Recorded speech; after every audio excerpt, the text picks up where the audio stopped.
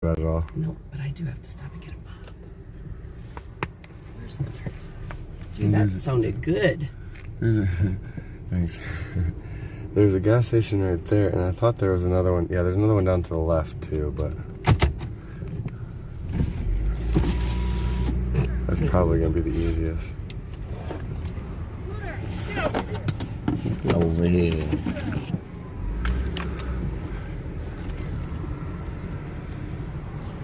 You think they'd have fountain coke there? Probably.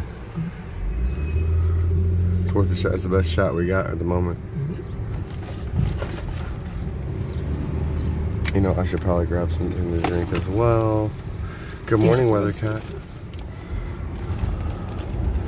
Oh, did I bring? Yeah, I did bring my card. Okay.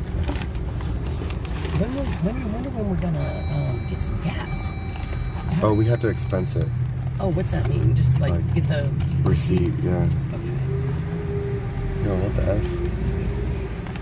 Oh, I put it in here.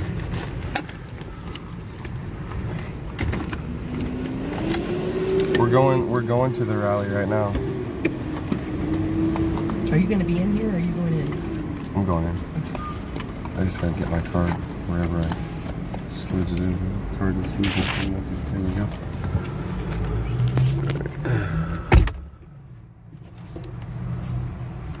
Yo, I was at the hotel doing some work on my laptop, and then the hotel Wi-Fi, actually the whole block of Wi-Fi went out.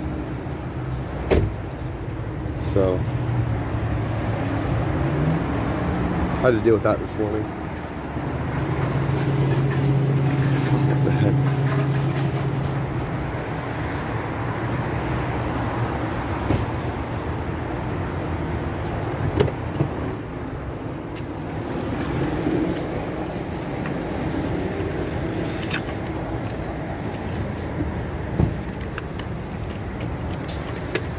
There we go.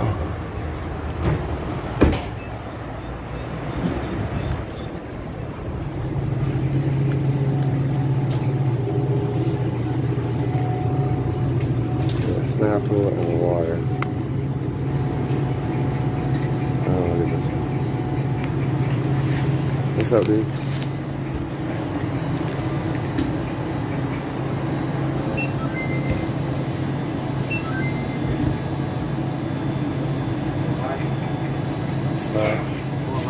I am live, yeah.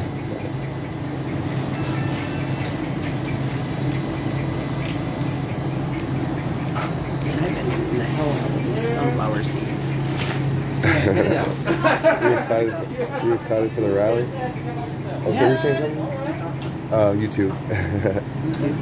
Yeah. It's Alex Glasgow if you want to check it out, bro. Alex Glasgow. Glasgow, just like in Scotland. Alaska. Yeah. Yeah, we're going down to the rally at the Sacramento. I guess they started a little early, Lori. Yeah, we're running a little bit behind because of the internet. Internet went out on the whole block at the hotel I was at, so we just got caught up with that.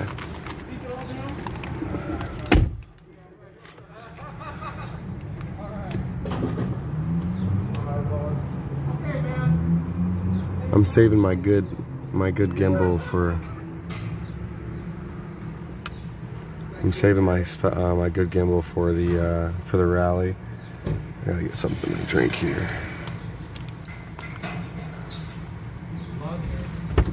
Thank you. What happened? This car gets a lot of attention. Oh yeah, because your artwork. My artwork, my rainbow flag. I get a lot. I've gotten people from the gay community. I've gotten feminists, all kinds of shit. Just in case anyone doesn't know, Lori's got a rainbow flag on top of her. With the "Don't tread on me." With the "Don't tread on me." Yeah. we're not discriminatory over here. But no, seriously, I've talked to a lot of different, like I said, people that you wouldn't think were here. Does that make sense? Mm-hmm. People that everybody says, "Oh no, they wouldn't be in that."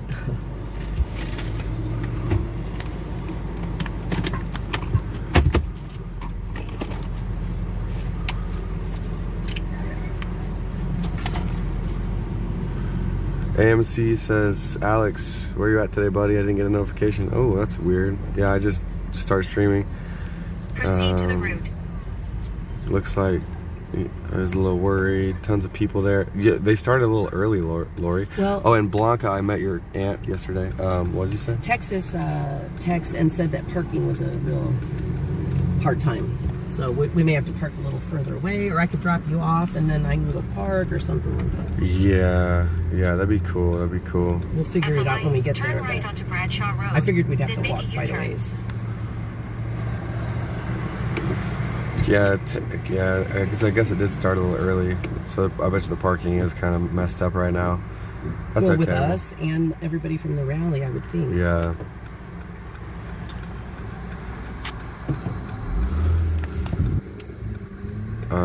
AMC says, left freedom reign, baby. We got Jersey J. Hello, Jersey. Wish you were still here, man, too, you know, working on the better picture of our freedoms and restoring the Constitution to the forefront of this COVID-19 response. Grace Morse says, hey, Jersey J, glad you're still around. Weathercat, awesome Lori. Kyle, is this Kyle, redhead Kyle? Is this Viking? And then, yeah, I'm good, man. Everything is A-okay. Show and prove, baby. We're looking for solutions. You know, part of those solutions is just like AMC suggests here, that we call our local and state representatives, demand they lift mandates, demand the end of the 1976 National Emergencies Act, the Emergency Powers Act, demand that they get accountability for the violation of the 2.5 years worth of tyrannical, treasonous overreach due to the COVID-19 response. And also, you know, we need to be demanding their position on ending the state of emergency and the violation of our constitutional rights. And if they've not responded within 30 days, they are now under notice and opportunity. Meaning that if they don't respond in 30 days, they're now under a contractual agreement, essentially agreeing to your demands under civil and contract law. Okay?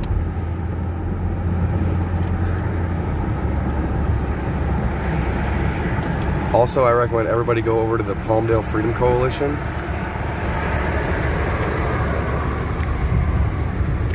Ooh, this is weird with one hand. Palmdale. Ooh. Man, you think I'd be used to typing with one hand while bumps are in the road? Yeah, sorry. No, it's not your fault.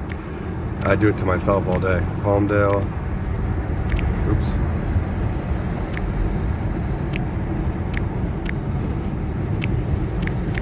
I accidentally made my, where you type smaller, like over to the side and smaller, and now I cannot type for shit because I keep hitting the wrong letters.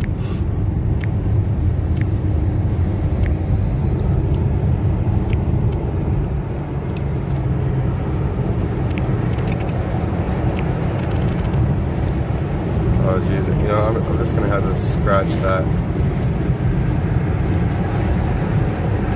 That's not the real Jersey J. Interesting. He's got the same picture there.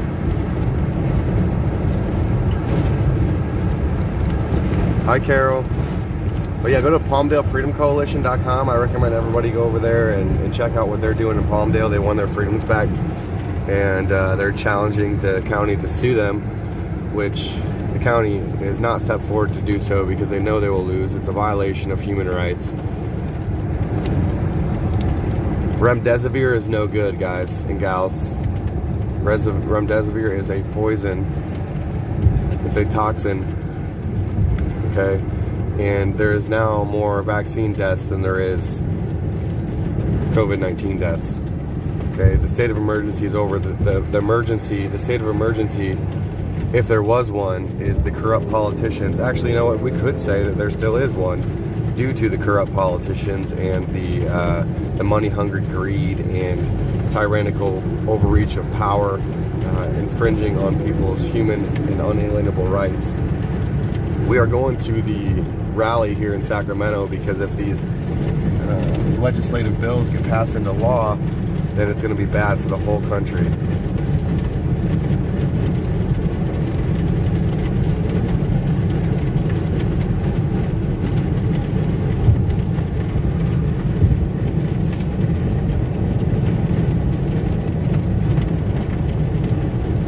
surprised with how many freedom-loving Californians there are.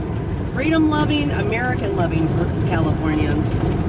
Guys, I came here with the thought, I know a lot of us from the rest of the country cannot stand California, and it's like, just let them drop off or become another country. We're sick of this crap, But then I got here, and I have met so many wonderful Californians that I've changed my opinion. I realize how wrong I was. We have to support them. They are asking, they're begging us. One of them told me, we need support, we need help. And I get it, because everything that happens here, like we say, comes to us. So if we don't help them and wait till it comes to our area, we are going to be totally screwed. That's what we've been doing, which is why we're in this mess. Don't you think? Yeah. So many wonderful. We've had more support in California than the red states, like Texas and all that. Like Texas. I thought Texas was. So Texas told me. I was thinking about my Eddie. Yeah, he was said, oh yeah, when we go through Texas, wait till you see the support and love. I'm like, okay. Well, it was just regular support and love. And then we got to California, and it's like, man, these people are coming out of the woodworks. Like, for real. They really are. I was surprised. I've been flipped off once. Do you remember when we went to that restaurant looking for a place to use the restroom, and that business owner and her daughter, like, even they were like, yeah, wow, like, it's not how it seems. We were supposed to be. They still were nice, Yeah. There was a wedding going on. Yeah. Too. Love was in the air. But, yeah, even they said, the majority of the Californians that they even talked to, being a local there, were like, fed up with it. Oh, yeah. I'm trying to figure out how in the hell they keep getting Pelosi and all these horrible things going on here when there's so many people here who don't like it. How is California so liberal and still have all these conservative people that love America here? It's money. It's the way that they perceive things online. They use partying and lust as a tool to market. Look, sex sells, right? And they've been using sex as a way to market their ideologies for a long time. And look, they're even trying to push sex onto kids. Dude, don't I know that? Oh my gosh. It's sickening. Well, I'll be honest. I've had a lot of people from the gay community. I've had feminists who are getting so sick of the crap that's being pushed. Because look at, like, the trans stuff is being pushed so hard. Well, what does that do to women? Even the age of consent to sex. And the kids, yeah. Like, down to, like, well, I don't quote me. I think it's like 14 in California, maybe even lower than 14. I think it might even be 12 in California. Who knows? Like, and I think it's 10 years. I think they give them 10 years or something. If you're 14 and the guy's 24 years old, that's legal in California. I think pushing sex onto kids is criminal, and I think these people, we used to call them pedophiles. You shouldn't be doing that. Kids and sex just don't mix. I'm gonna put my chapstick. I gotta go. I got some right here. I didn't want to use yours because I was gonna. It might taste like a sweet and sour sauce though. My sweet and sour sauce kind of spilled next to it. I didn't want to use yours because I was gonna put it on my nose. Oh, dude! I just rub it on my finger. Yeah, I do too. Because my nose has been chapped. Now that you're not putting me on film, I will go ahead and put it on my nose.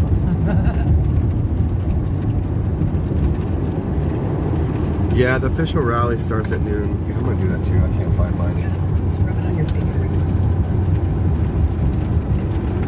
So there's no red dot indicating you're live on my phone. Interesting. Yo, I really feel like there's people trying to take me down because I'm one of the only people doing good things out here. I'm attacking things at different angles all day, every day. Look, I'm making calls to action, like contacting the media, contacting lawyers and attorneys, contacting businesses for funding, talking about the response almost every time I get an opportunity and what people need to do to end this COVID tyrannous bullcrap. I'm promoting the Palmdale Freedom Coalition daily because they have an ironclad system to where they won their freedoms back, and they made it publicly available to give people the tools they need to fight. We need to be learning how to defend this on our own in a local and federal level, because there's so many people that need accountability, and there's not enough lawyers and attorneys in the world to handle this stuff. Now, I'm also the one that organized the media coalition when we first got to Hagerstown. All right, I'm the one that started promoting fry with the French fries in the chat. Right? If you guys remember all this stuff, I'm the only one that calls their senators on their stream. So go ahead and support your boy. Okay, we're making big waves. I really feel like there's people that are trying to bring me down on purpose because of the big waves that I'm making. And if you guys noticed, as soon as I start spinning fire, people was like, "Oh, you're just doing this for attention." Well, no. I've been here since day one. Okay, and we know that there's money out there that's trying to keep us down. Look, it's just inevitable. Look what happened in Canada. They seized $17 million between GoFundMe and GiveSendGo. All right, they do not want this funded. They do not want this in the limelight. Woo. They don't want us to win our freedoms back. They don't want the accountability. All right. And as soon as I started spinning fire, they're like, "Oh, they're really gonna like him now," and then it feels like people are trying to bring me down, right? I'm gonna have a talk with the organizers. I got some inside information, and we're gonna have a little chat and try to keep any type of division and infiltration out of the woodwork. Again, you're looking at one of the most solid people out here. Two of the most solid people, because Lori is in the frame. Well, geez, I mean, we're here. We've been doing what we need to do. Yeah. What more can they ask for? I'm doing above and beyond. I know you are. You're always going. I'm doing things that nobody else is doing, and I'm taking charge on it. It's like when you come up with ideas, you have to act on them and get it done. Oh, I've been impressed with you, dude. Seriously, like the shit that, I mean, not to feed your ego or nothing. I know. But you've been doing a lot of stuff that I wouldn't have even thought of, and you work so hard to think that you're just like some bad guy or infiltrators kind of. I'm spreading the word to people like Red Pill 78. I'm getting interviews with Maverick Multimedia. Oops, am I supposed to go, stop? go. Yeah, I gotta stop. Oh, you would have made it because those things closed. Well, you whoa-who'd me. I said go. Oh, I thought you said whoa. That's why I stopped. I was gonna go, but then I saw you. No, it's too late now. Got hit by a train.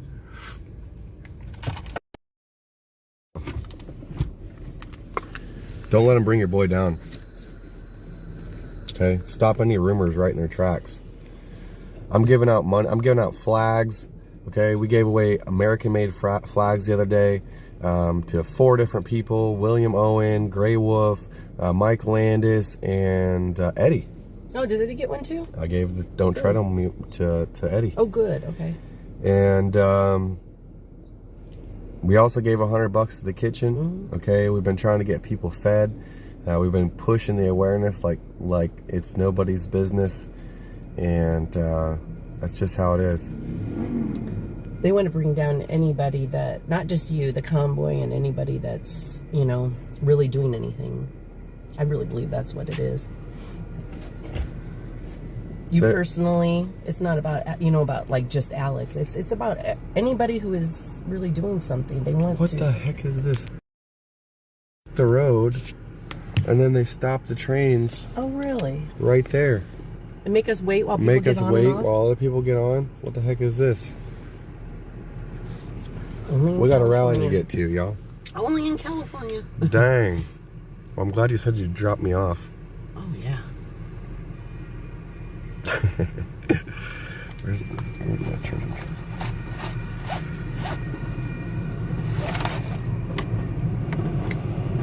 I wonder if the trains go down like downtown. Is it where all they go? I've never been in a big city like that and taken trains or buses or anything. So I just don't know how to do it.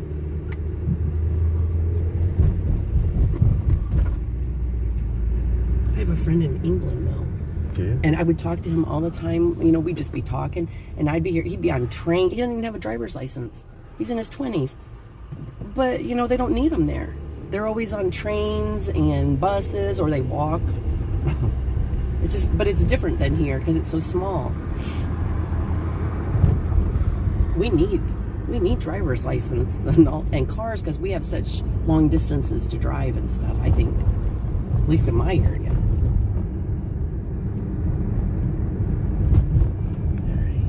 And you're from like the Fort Wayne-ish area, right? You don't gotta. Well, I know it is.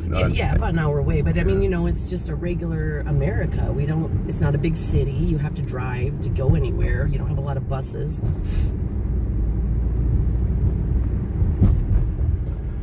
Yeah, I'm from a small town. I don't have any buses, but my friends in Chicago, they normally ride the bus all the time. Oh yeah, but I just don't know how to do it, dude. Like to get a ticket and all that. Like I've never done it. I literally don't know how.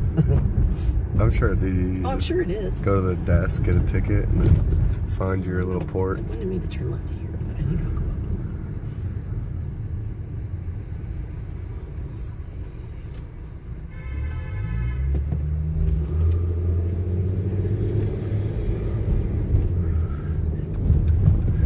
more. Yeah, you know, like we got people honking at us. Heck yeah. Oh, is that a us? Yeah, I think so. All right. Is that a one-way? I'm trying to get it to tell me where to go. Oh, there we go. Okay. Oh, did you pass it? Yeah, I passed my turn. Oh. So now it's telling me to go to the next light and turn. Yeah, that's a one-way.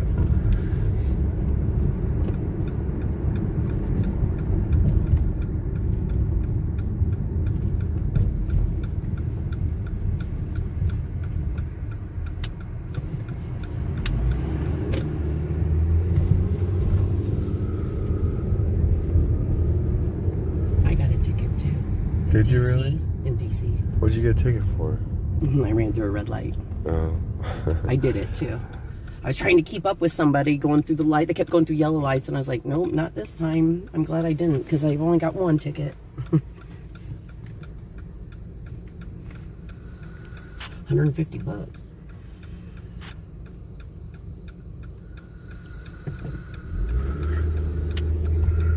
Oh, that's a really nice comment, Eileen. She says that you guys are good at what you're doing. You're one of the lead people mentioned in the convoys. Don't let a bad apple spoil the cart. They stopped Oreo's live feed. He's booting back up. Okay, welcome back, Oreo. Jessica Daniel says, good morning, Alex. Good to see you on, buddy. Have a blessed day. Let freedom reign. And low key Sheila says, you owe no one nothing. Hardest working patriot I know of. It's all good. That's what I think too. You know, like it's all good. And I do feel like I work hard, and I'm definitely a patriot, baby. Don't let anybody tell you otherwise. Everything's gonna be fine. Everything's gonna be fine. Firestorm says, hi and much love from Ontario, Canada. Yay. Much love back to Canada. We love Canada. I know. Now. I know. I really want an American-Canadian flag merged. If I have to order one, I will. Oh, we put one up on in California when we stayed at that one truck stop. Oh, Eddie had one. We set it up on the train tracks so the train could see. Wow, everybody. Wizzy stopped his stream? Wow, that's interesting. Wizzy's got a business account. If it was too choppy for Wizzy, that's not good. All right, so it says it's right up in here. So yeah, we'll go. Oh, no parking anytime. Dude, I'm looking. If I could get a freaking parking spot this close, I was gonna. Yeah. Well, what about behind here? No parking. Yeah. No, probably not. They're doing work and stuff. Looks like there's a spot right there if you can parallel park it. Let me see if I can get in there. Is it an actual? Oh, it is a parking spot. I sure as heck can. I will make that. No problemo. Familia Oh, right. I was going to Promet- drop you off, Alex, but... prometo. Familia prometo. I think that said it right. Pomreto. Are you Spanish speaking? Oh, heck no. I wish I knew Spanish, but I don't. Tú eres mi amigo. Is this- Familia Promero. Am I in the spot okay, you think? Probably.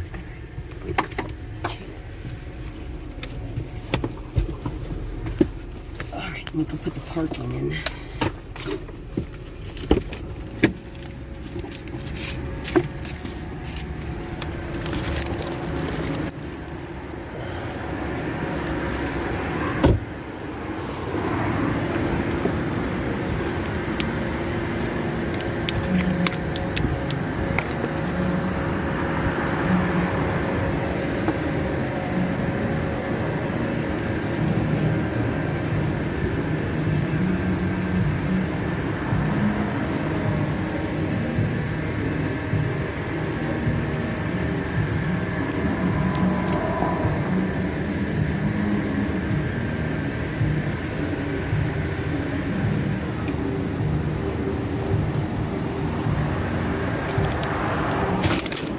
One second, yo. Actually, I'll put you on the gimbal real quick.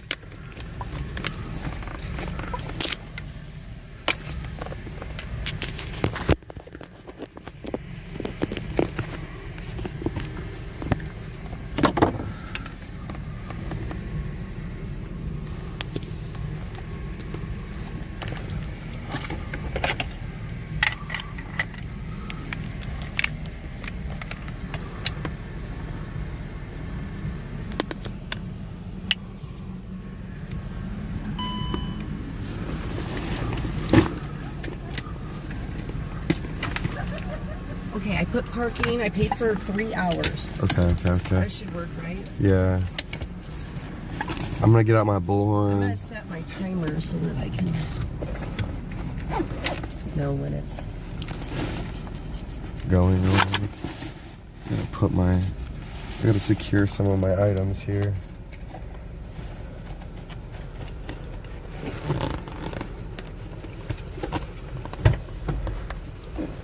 Okay. Better.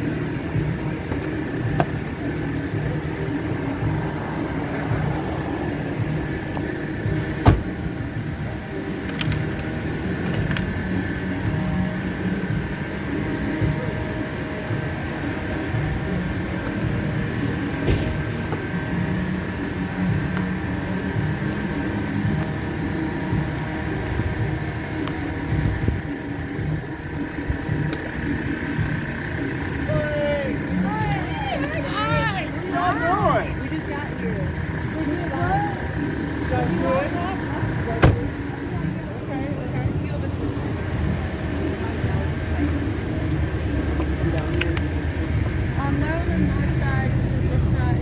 So just walk that way? Yeah. If you walk this way, you will find it. What's up, Keith? How you doing? Things are crazy. This shit got loud. What did? Yeah, it was pretty loud down there. My ears started ringing. We had to walk away from it. Oh, is it? Are they playing music or what? We were down there making noise. Familia primero. La gente que me dieron el COVID de rimoteo tiene que saberlo por hoy. Le fui al toile y toda la mierda del toile y por dentro del toile saqué todo el pupo y se lo metí. Para que no oigan con el nombre de mi madre y de mi padre, diciéndome que yo soy de otra parte del What's he saying? Do you know? I caught pieces. Huh? I caught pieces. He was talking about toilets.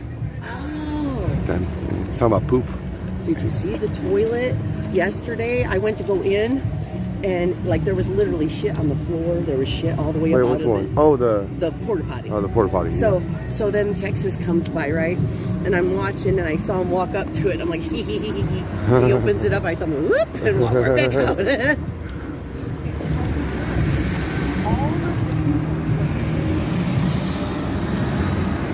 My stuff closed up now. Yeah. How about mine? You good? Yep. I just don't want my shit. The one with my cord coming out of it's supposed to be kind of open a little bit, so I don't bend that cord too much. Yeah. Oh, okay. Well, I just didn't want it to. Is that the one you were messing with? Yeah. The one Oh, down here. I just yeah. made sure it was just kind of close to it. Okay. Everybody's going this way.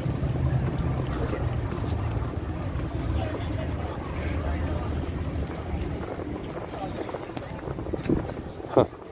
Freedom! Freedom!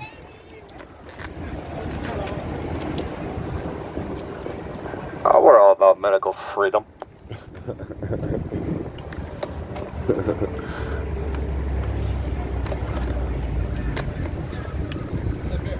What's up, dude? Free your body and mind. I like that.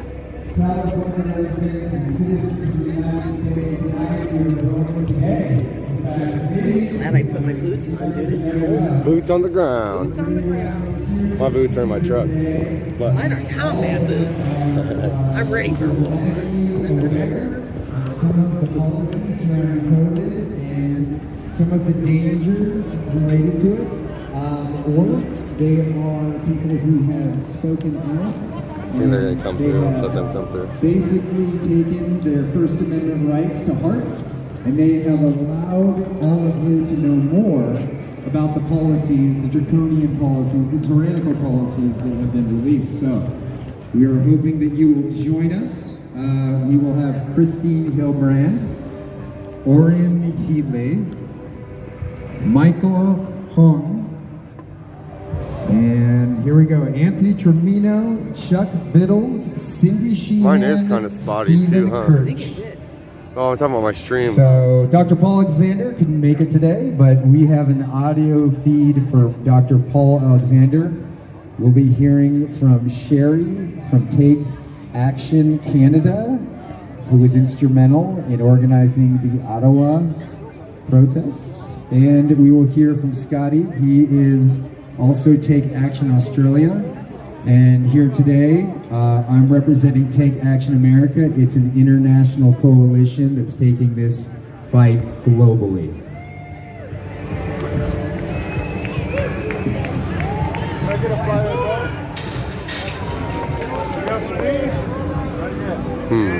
The streams are kind of spotty, aren't they?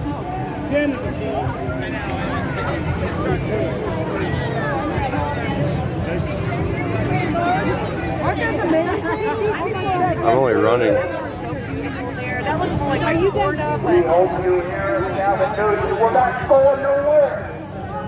well, I don't know about that. We're here to stay. All you people up there in that Capitol need to hear it. Hear us loud and clear. We don't work for you. You work for us.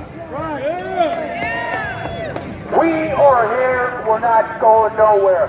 Gavin Newsom, you, Pelosi, Chuck Schumer, all need to go. How are You you? are destroying our country. Good, good, man. Starting with you, Let's got getting our boots on the ground for the game. Yeah. Straight to the point. Straight to the point. I'm so grateful. What's your name? John. John, I'm Jennifer. Nice to meet you. John C, right? S. John S. I just say John S. Everybody gets my last name. I'm Golden Holzer. Forget about it. Propaganda that you're putting out there, Calvin Newsom. Remember, we're not going nowhere. This We're man is here. lame. We're the people. We're standing down, boots on the ground. That's on the ground. I love how that's like straight to the point though. Go. Like the pamphlets have a lot of information in them, but those ones get straight to the point for California and why we're here. Yeah, that's why I've been posting. You're destroying California. Because the You other are one destroying has our these listed country. in it. but I don't have any of those. Pelosi, Biden, all those people. I'm Those really are not- those are the He's not even my yeah, emergency president. declarations. Yeah. I don't recognize him. Just like I don't So I'm recognize you as passing our out these governor. with those. You're not our I had governor. a whole stack of these, but they're gone. Oh You're really? a cheater. Where did you get those? From There was the a lady people. over there passing them out. You. Oh So I really? go, can I get one of those? She That's goes, like hey, you. matter of fact, can I get a stack of those? She goes, yeah, I have a stack of those. No, you don't. So You got to keep that one I'm for gonna yourself. keep one for myself. Yeah, Absolutely. yeah. Now,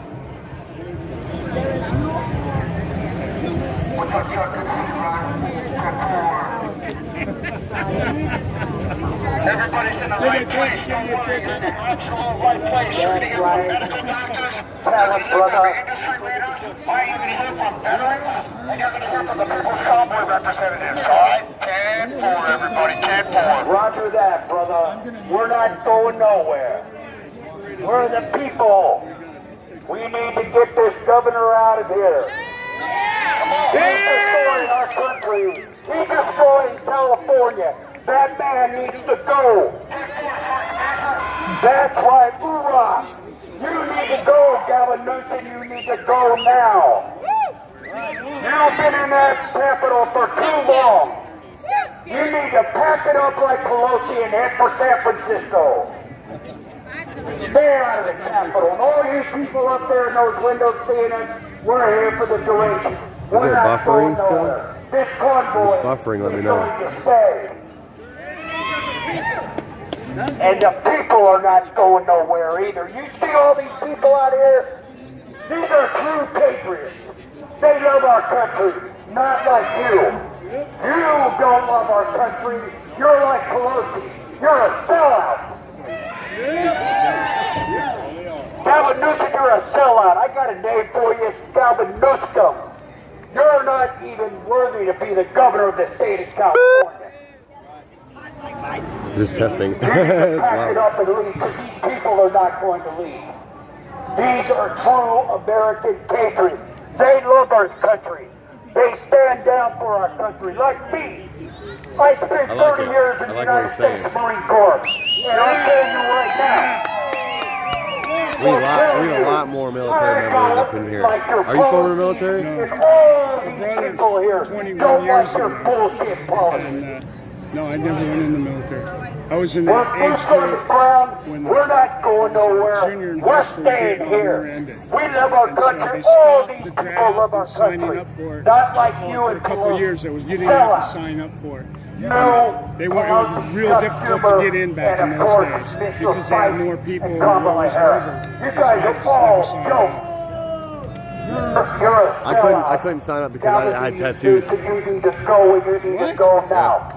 I was trying to get into the We don't Air need Force, this, do we? and I was also trying We're to get all into true the patriots. or no, We love our country.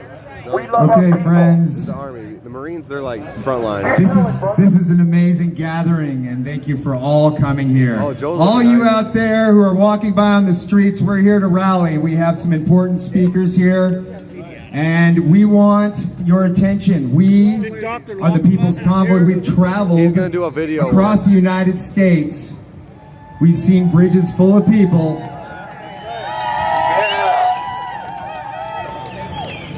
We've seen hearts changed. We've watched as people gathered around bridges and came and they were lit with a fire.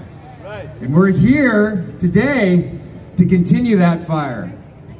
So, we're going to have some speakers here today. We're going to start out. I think we have someone who's going to sing the national anthem. Okay?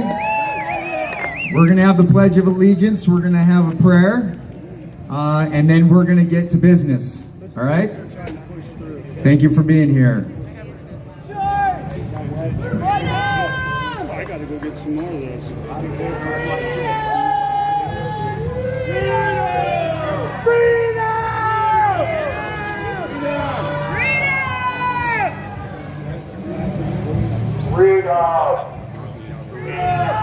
Is your stream buffering?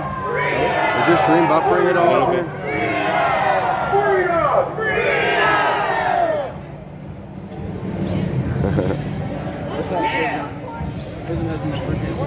Where are we?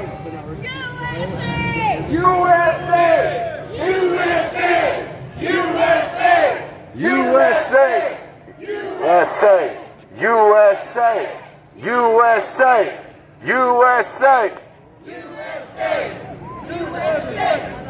Lock them up! Lock them up! Lock them up! Lock them up! Lock them up! Lock them up! Lock them up! Who do they work for? They work for the people. You people. We're here to stand behind you. Let your voice be heard. Yeah. Let them know they work for us. Yeah. We are not the minority. We are the most censored. No. This is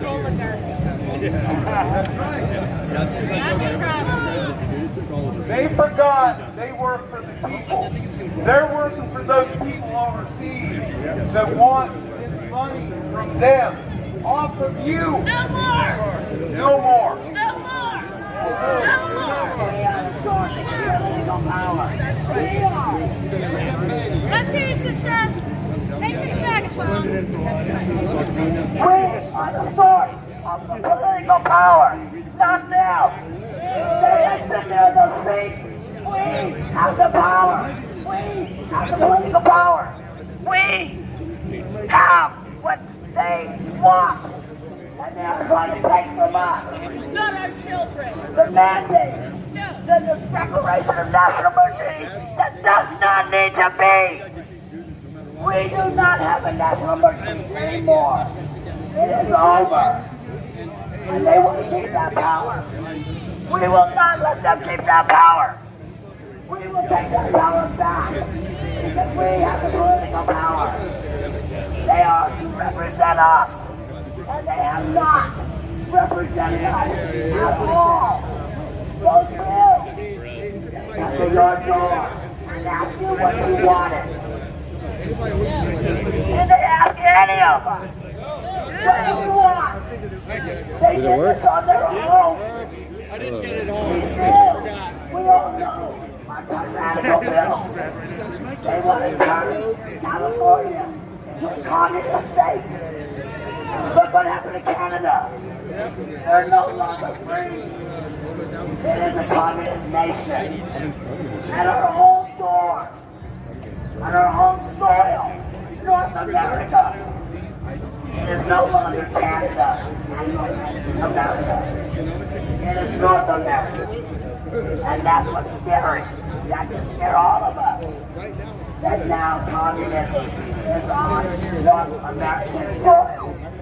These mandates, these bills, they all have to just stop. We have to be heard. And that's why we're here. Freedom!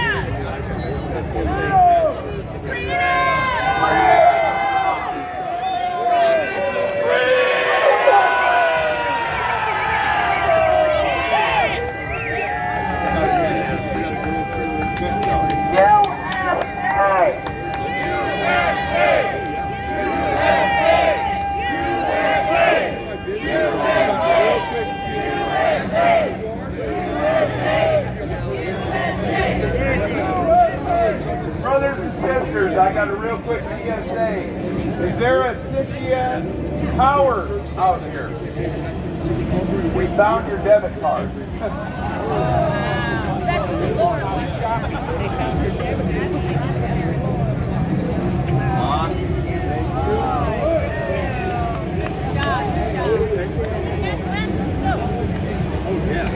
Who do we stand for? People.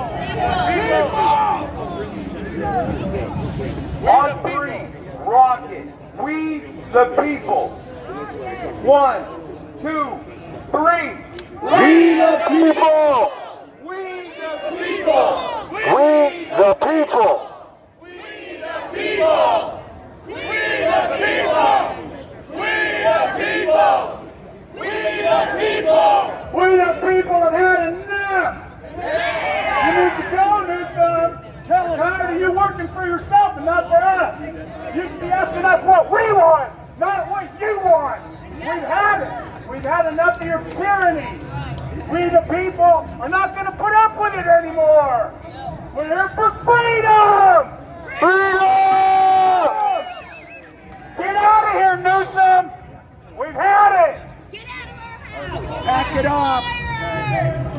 Okay, listen up. The plain facts are they're all working for the United States oligarchy, and you all need to know that. So, it's about building our own liberty power and a second infrastructure if that's what it's going to take. Because where do we go from here? We want the Emergency Act nullified. Yes. We want federal dictates nullified at the state level. That means every state must say no to the federal dictates. We must nullify the federal dictates. They are not our friends. You are not going to change them unless you go there with $1 billion cash in your suitcase. Okay? So wake up, people. Grow your own business. Form more patriot clubs. Work your communities. Grow the liberty power. Grow our we the people power. And that's about all right now. This young man wants to say a few words.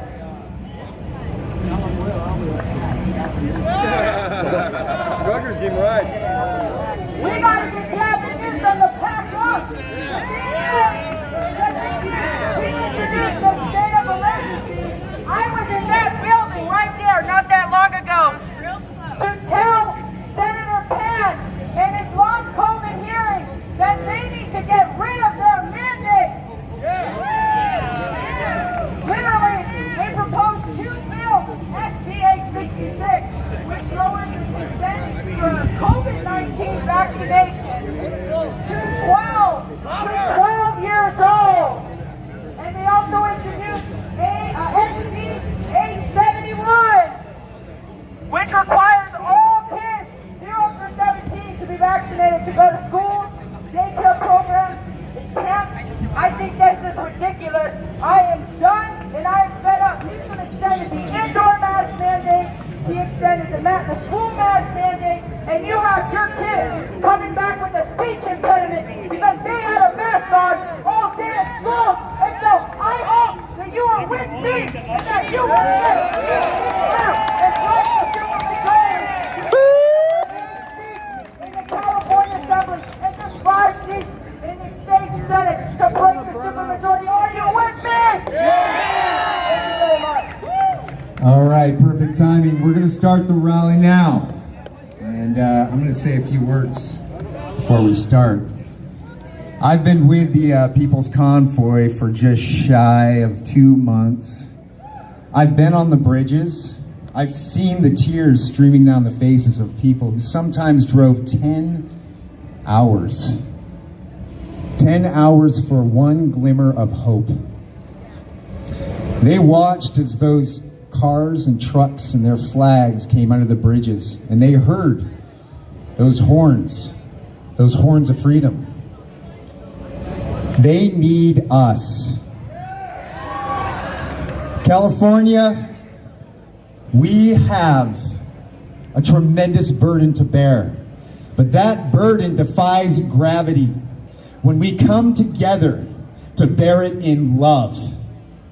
No more division, no more right, no more left, no more liberal, no more conservative, no more Republican, no more Democrat. We need to come together as a people, and we need to stop this division.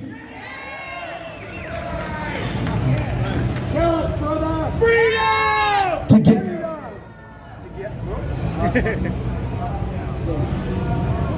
They're skipping earlier. I don't know why. I'll yell it out if I have to. We hear a megaphone. We got a megaphone?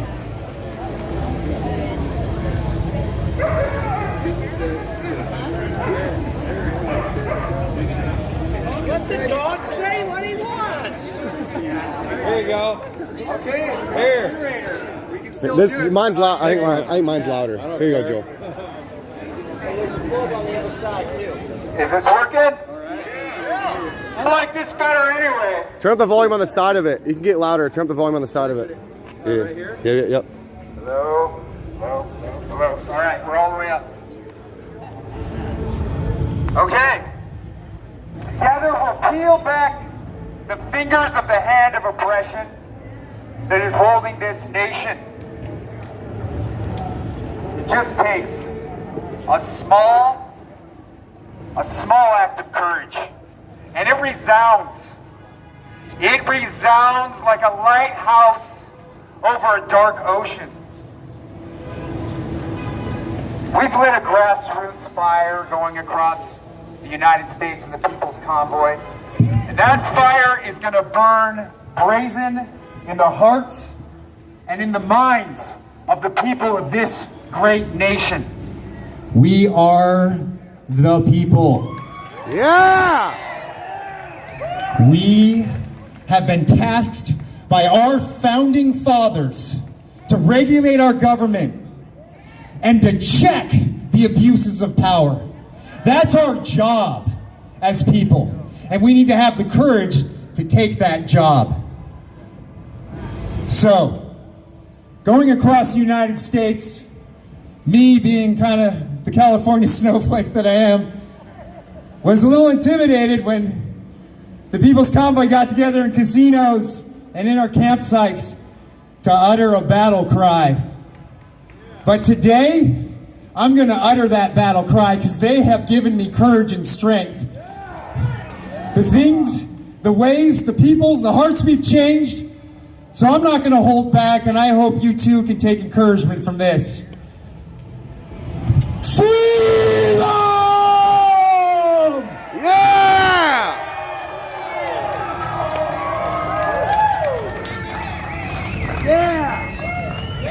What's your name, sweetheart? Jessica's gonna come up here. I lost my voice. Jessica's gonna come up here and sing us the national anthem. Then we're gonna do the Pledge of Allegiance, and Tony's gonna come up and pray. Jessica, you're on.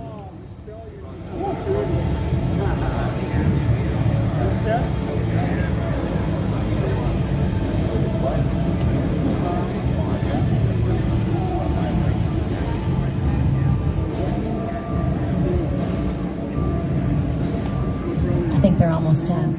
We're going to give them just a second. Speak it.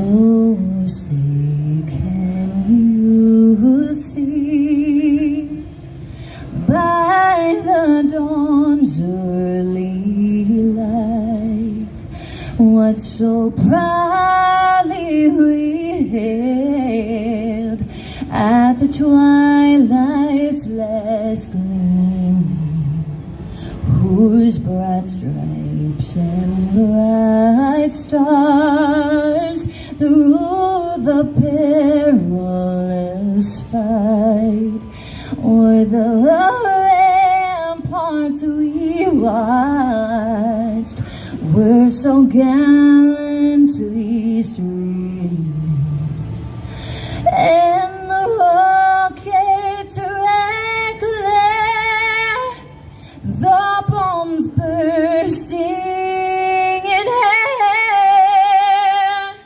gave proof through the night that our flag was still there.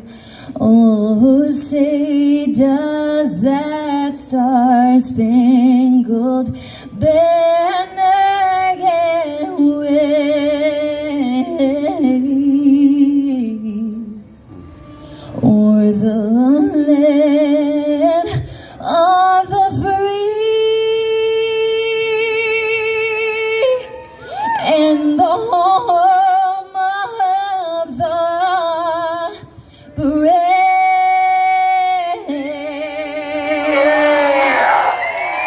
God bless the USA. God bless the USA. Somebody's standing so far back. I don't know. Maybe they're afraid of the camera. USA! USA! USA! USA! USA! USA! Let these people be heard. All of these people. Mike? These people are for us. Can you come up to the Pledge of Allegiance?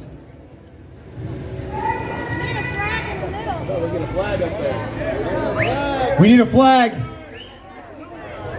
A big one. All right. Hey, you with the cowboy hat, come up here with the flag. And you. Ollie, come on. Yeah.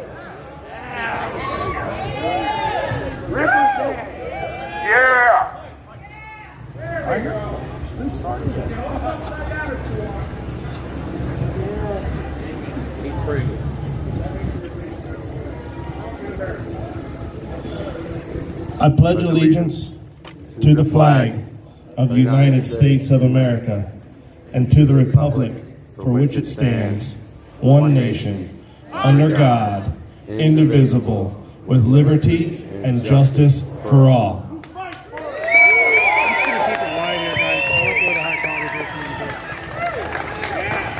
USA!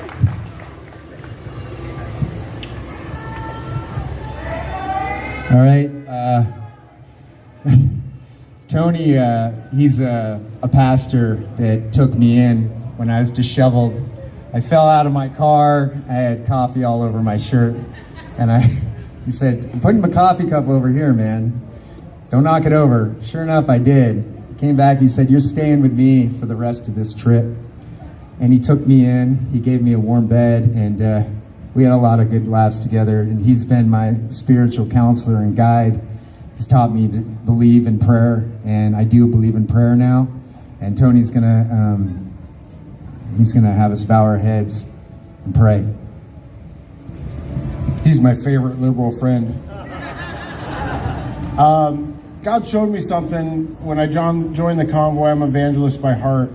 And when I joined the Convoy, I quickly realized that 95% were already believers. I didn't have to do any evangelizing. And then we have people coming in and everybody's doing the, hey, we need to repent, we need to repent. We need to pray for these people to repent. And the ones in Washington, D.C., those are the people that need to repent. As Christians, I have to repent every step I take. So, as Christians, most of us do that.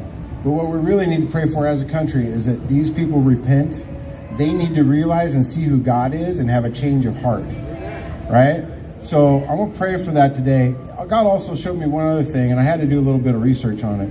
There's only 3 wars in the Bible that were lost. And if you dig into it, why they were lost, each and every one of them, the leader of that war got out of God's will, didn't follow God's steps. The rest of the wars were all won by smaller armies, but with God, right? So no matter the insurmountable odds that it may seem, we have God on our side. He's already on our side. He owns all this property. He owns everything in this world. We are the hands and feet of God right now, okay? And as always, we take God everywhere we go, right? So I challenge you all to stay in the fight. Do not give up. You've got people counting on you. You've got kids counting on you, grandchildren counting on you. We got next generations counting on us. And the only way we're going to win is if we put God first in everything we do, and we get God first back in our government. So I just want to pray real quick for a blessing for today. I think it's really great. We got worship music playing over here the whole time we're here. So worship music opens the heavens. We get to speak into it, right? So, all right, Lord, we just come to you today. We ask for your grace and your kindness and your forgiveness and just showing us who you are, Lord.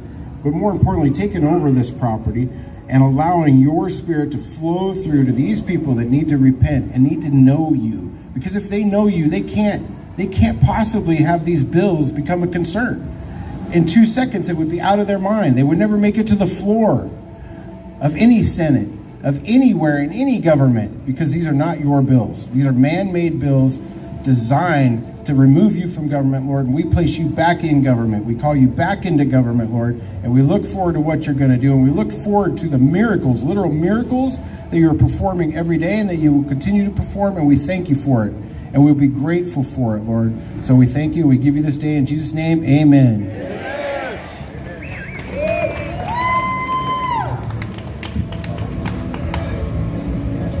Hi, everybody.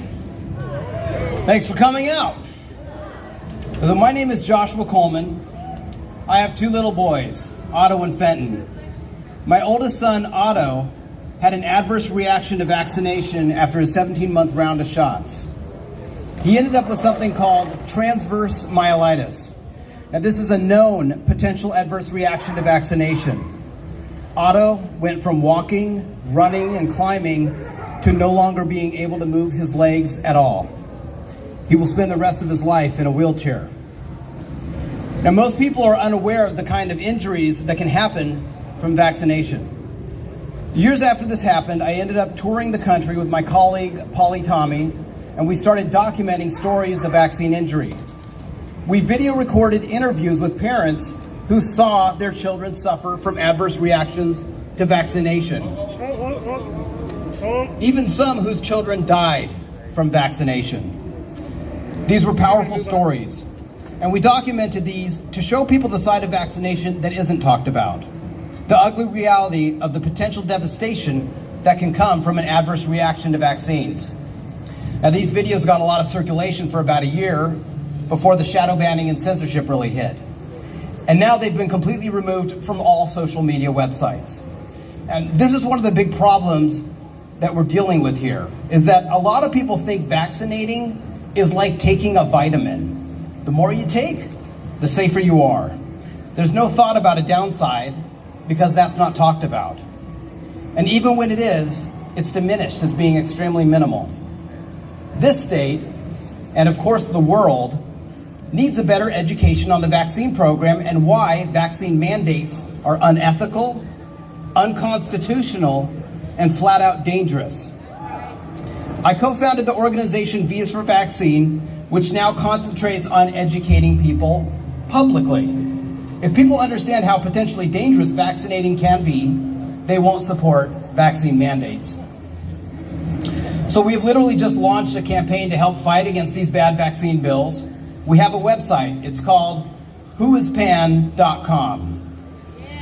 Now, Senator Richard Pan has authored or co-authored many of these vaccine bills, hence the name whoispan.com. When a person goes to the webpage, it informs them about what all the vaccine bills are that are currently in play and shows them how they can easily oppose them and influence legislators to vote no. We just have to get people to type 3 words into their phone. Whoispan.com. So how do we do this? Got it. Clickbait, but in real life. We've made t-shirts, stickers, posters, car magnets, flyers, signs, and even overpass banners that say things like, Pan wants to poke your kids, whoispan.com. Pan says no vax, no job, whoispan.com. We are going to generate an interest to drive people to the website so they can learn firsthand what is going on in this building and do everything they can to stop it from happening. Now, over the years, bad vaccine bills like AB 2109, SB 277, and SB 276 have passed very easily because not enough people were in opposition. And that was simply because the general public didn't know about them in the first place and didn't know how to fight against them. Whoispan.com is going to help change that. We are going to rally together the biggest opposition this state has ever seen to these tyrannical bills. So please spread the word or go to whoispan.com and learn how to get involved. There are millions here in this state that will join us. We just need to wake them up. Now I'm going to introduce you to your host for the day, Joel Columbaro of Take Action America. Was born in San Jose, California. He attended Syracuse University, obtaining a dual major in philosophy, radio, TV, and film. Joel was the founder of the Bernie Sanders write-in campaign. He also traveled to Iraq to help the Yazidi women who escaped ISIS with funds raised in America. Joel started Reset Media, which catalogs his travels with the People's Convoy. He has been a business owner and entrepreneur for over 20 years. Please welcome Joel Columbaro. Yeah, Joel! Man, it has been so good traveling with the People's Convoy. So I came in sort of like soft, and I knew, you can see it from my background, I was an anti-war protester, but when these policies started to come through, let's just put it this way. When I was in Iraq, I met a family that was working with the pharmaceutical companies there, and they had already found alternative therapies that were working. He called me up, my friend Qassam from Iraq, and he said, Joel, don't worry, you're taken care of. Our family will take care of you. I can send you what you need because we're clearing out the hospitals with 500 milligrams of hydroxychloroquine and 500 milligrams of zinc. Then they came up with better solutions, right? Well, I looked around, I saw the banning of speech, I saw the banning of medications. I knew that the pharmaceuticals didn't have access to those in America, and I thought, I cannot stand down while this goes on. It's serious, guys. So, on a lighter note, I'm going to be announcing the speakers today, and that was Josh. He's been instrumental in helping us get this together. I'm not entirely sure which speakers are here right now, so I'm going to look around and find the people that I know, because some people are might be coming late. I'm going to ask. It feels like I'm picking numbers out of a hat. Okay, I'm going to ask Matthew to come up. Give me a second to find Matthew's bio. Okay.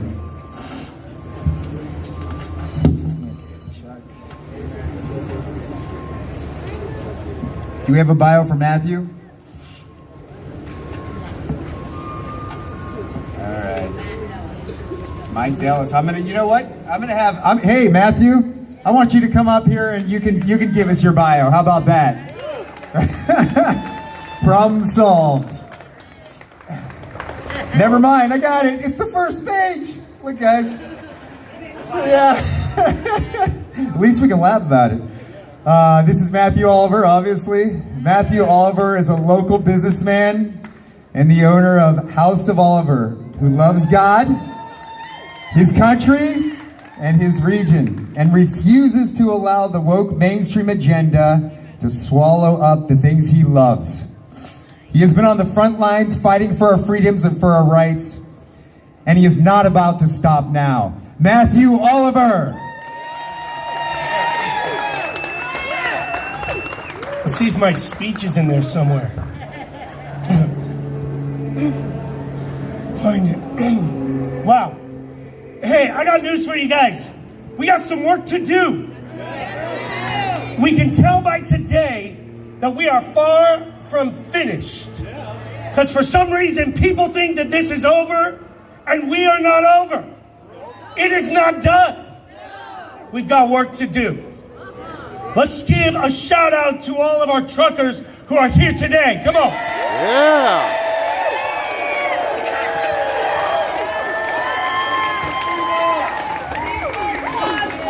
So in case you missed that amazing opening, my name is Matthew Oliver. I'm the owner of House of Oliver, the senior pastor of the Family Church in Roseville, a father of 5, and a father who stands with you and joins with the thousands of others raising their voices in opposition to the illegal government overreach and their abuse of power.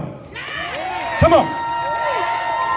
We have raised our voices and we will be heard. We are the army of freedom that they did not expect. We are the voice of opposition that they did not heed, and we are the beacon of light that pierces through their darkness. It's the soccer mom of 3 that started a revolution.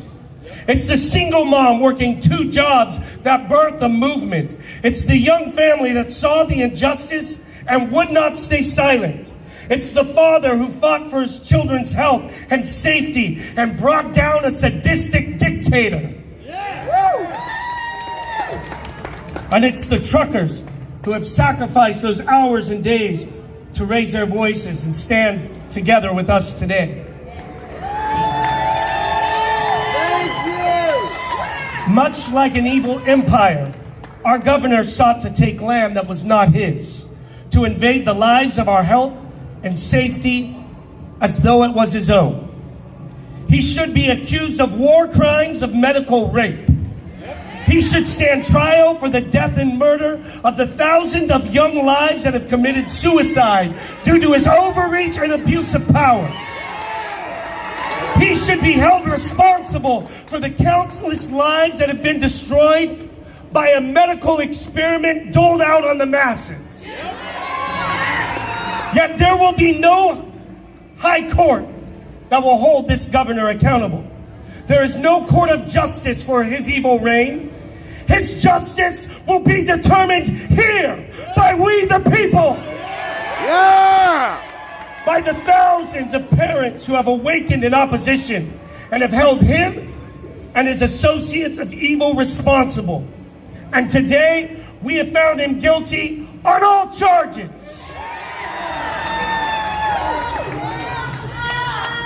And our justice has been handed out, and we have stood strong. We have fought, and we have won.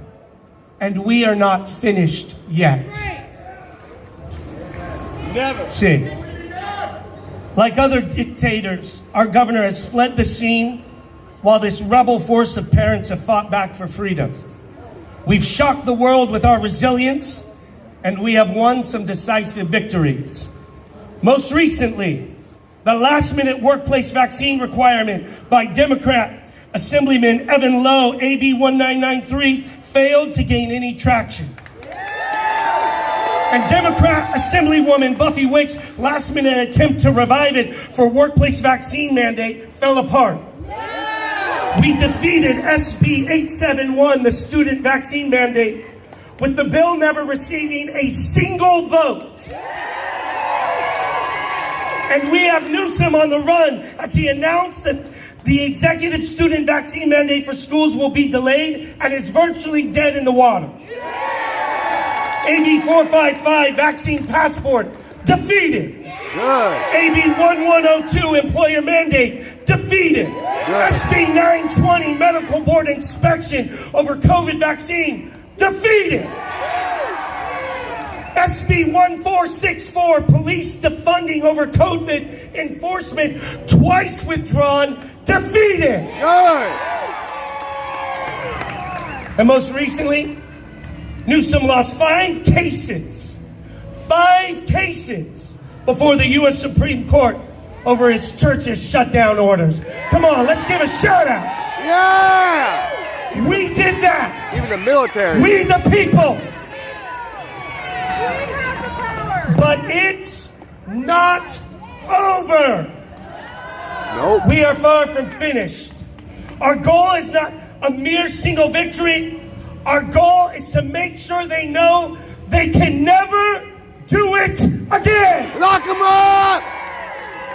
We will not be taken advantage of. Our health is not a medical experiment. Our children are not pawns in their political agenda. We will push back. We will fight harder, and they will feel our sting far into the future.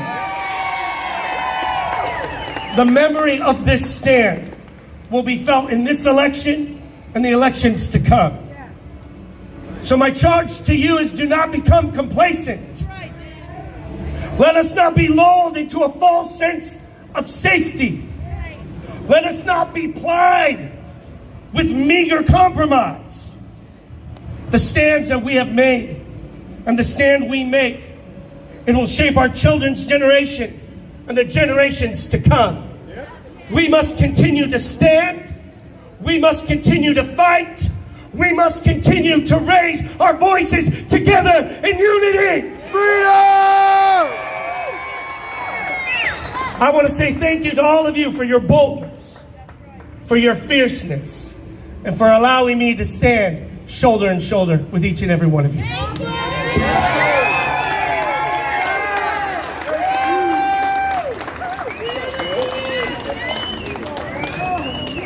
All right. Next up, we have a very special guest from the Silicon Valley right here.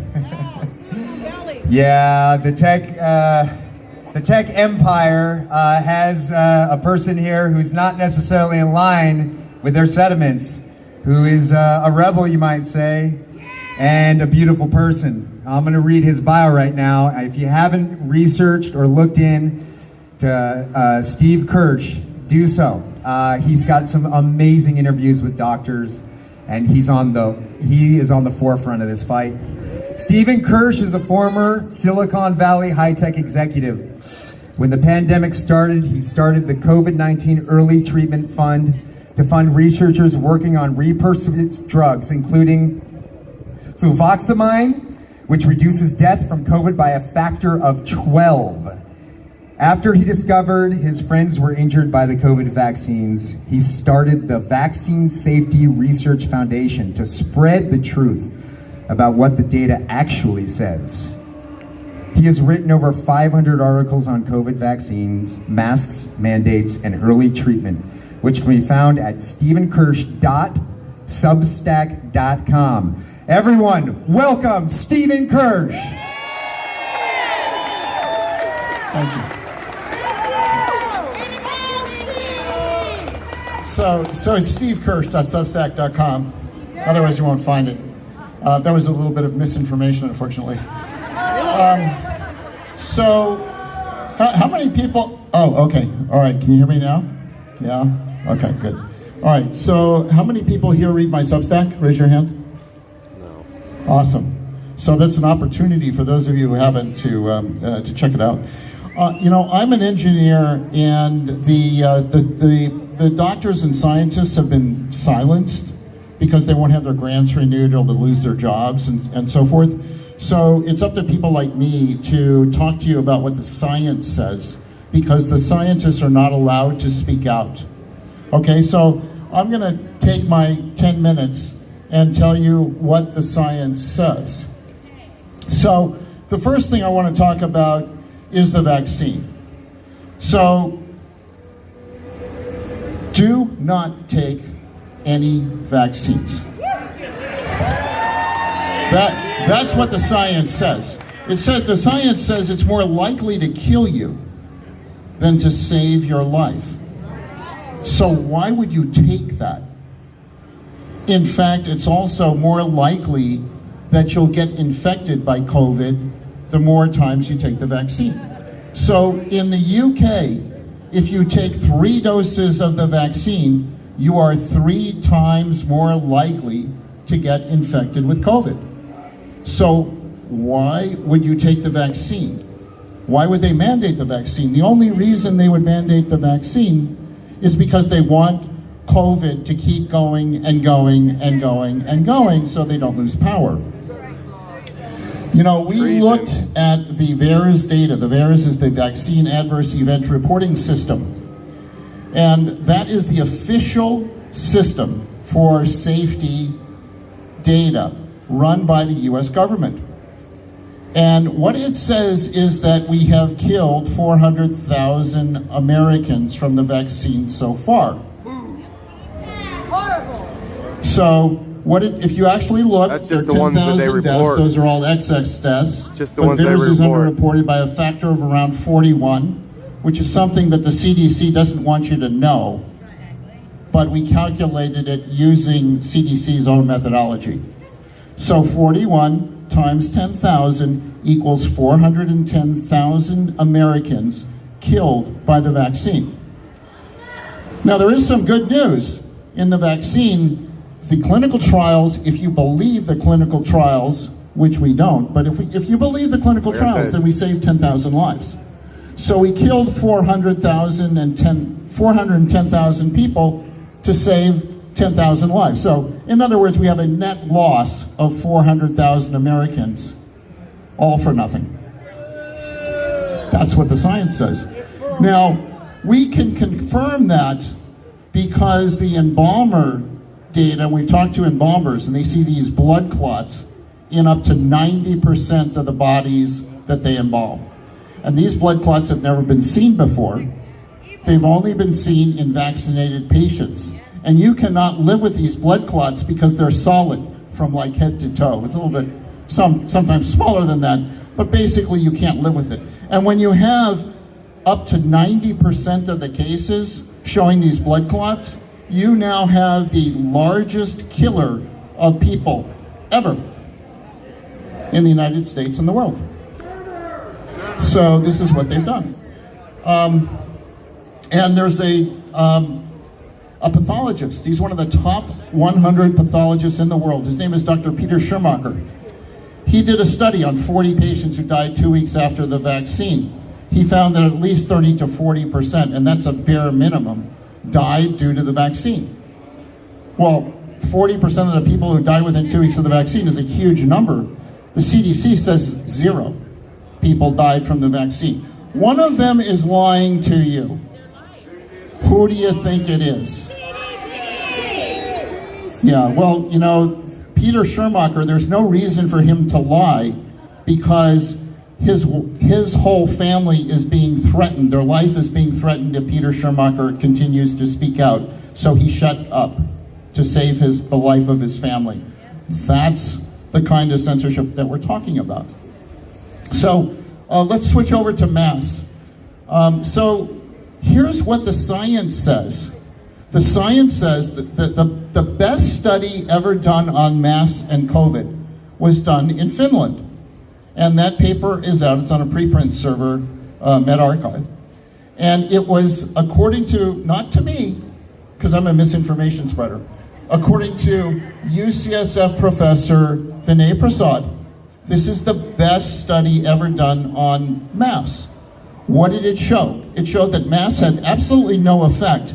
And if anything, if there was a signal, it actually made things worse.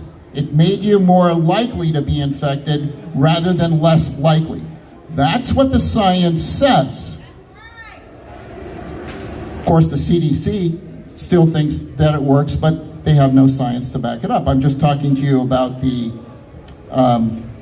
what the science says. And you can see what happened when they dropped the coercion. When they dropped the coercion, right, the federal judge in Florida rules that the mandates were illegal. What happens? People take off their masks and they cheer, and the pilots are celebrating, and the flight attendants are celebrating, and everybody is celebrating that they are free from the coercion because the science doesn't support this stuff. It never did. All right, so let's talk about the 6-foot rule. You know, they have this 6-foot rule. So what does the science say about the 6-foot rule? Well, let me tell you how a virus works, okay? Let's say I was infected with COVID. When I breathe out, all of those virus particles are going to stay in the air for hours or days if it's an enclosed room. So when you're standing in line, and let's say this person in front of me has the virus, right, and he's breathing out, and you're 6 feet away from him. Okay, he moves forward. You then move into a spot. Guess what? You're breathing now what he just breathed out. So what did the 6-foot rule accomplish? Absolutely nothing, right? So mandates. So I still can't figure out how and why these guys want to mandate something, because if the vaccines work, there's no need for a mandate because you're protected. But if the vaccines don't work, then why would you mandate something that doesn't work? So, I mean, this, you know, it's total nonsense. The lockdowns, of course, were total nonsense. You know, the thing that does work are early treatments, right? So if you use the drugs like hydroxychloroquine and fluvoxamine and ivermectin and vitamin D and vitamin C and inhaled budesonide and all this stuff, you know, that all works. And there's a protocol, the Fareed and Tyson protocol. It's been used on over 10,000 people with COVID, 0 deaths. But the CDC doesn't want you to know about the protocol. They want you to believe that fluvoxamine doesn't work. That's why they say, we can't figure out whether fluvoxamine works. even though it's got the highest level of evidence-based medicine, which is the peer-reviewed meta-analysis and systematic review. And the same thing is true, both ivermectin and fluvoxamine meet the highest level of evidence-based medicine. But you see, they don't play by their own rules. Because normally they'd say, okay, we should let people, tell people about this and have them use it. But they don't. They ignore evidence-based medicine because it's not about science anymore. It's all about politics. So the CDC is not your friend. If you haven't figured that out now, I have to tell you, the CDC is not your friend. You know, the safety signal in the VAERS system has been flashing red alert, you know, danger Will Robinson, you know, since January of 2021 when the vaccines first came out. They knew, they had to know. Pulmonary embolism, as an example, it's a life-threatening condition, it's a blood clot in your lungs, it can kill you. That's elevated by over a factor of a 1,000-fold increase. How could they say that that's a safe vaccine? They can't. They were basically instructed everybody to ignore all the safety signals in the VAERS system and pretend that the vaccine was safe and effective because the Biden administration said that we think the vaccine is the only way out, and of course early treatments don't work, so we have to make the vaccines work, so you need to cover up all of the safety signals and all the deaths. That's why the CDC is not your friend. In fact, my advice to you is to listen to what the CDC says and just do the opposite, and you will be way better off. So, kind of in closing, two things I want to say is that they do not allow any debates. They do not allow anybody to challenge authority. Now, right after this event, I'm going on a call with the Santa Clara County Board of Supervisors, and I'm going to challenge Dr. Sarah Cody to a debate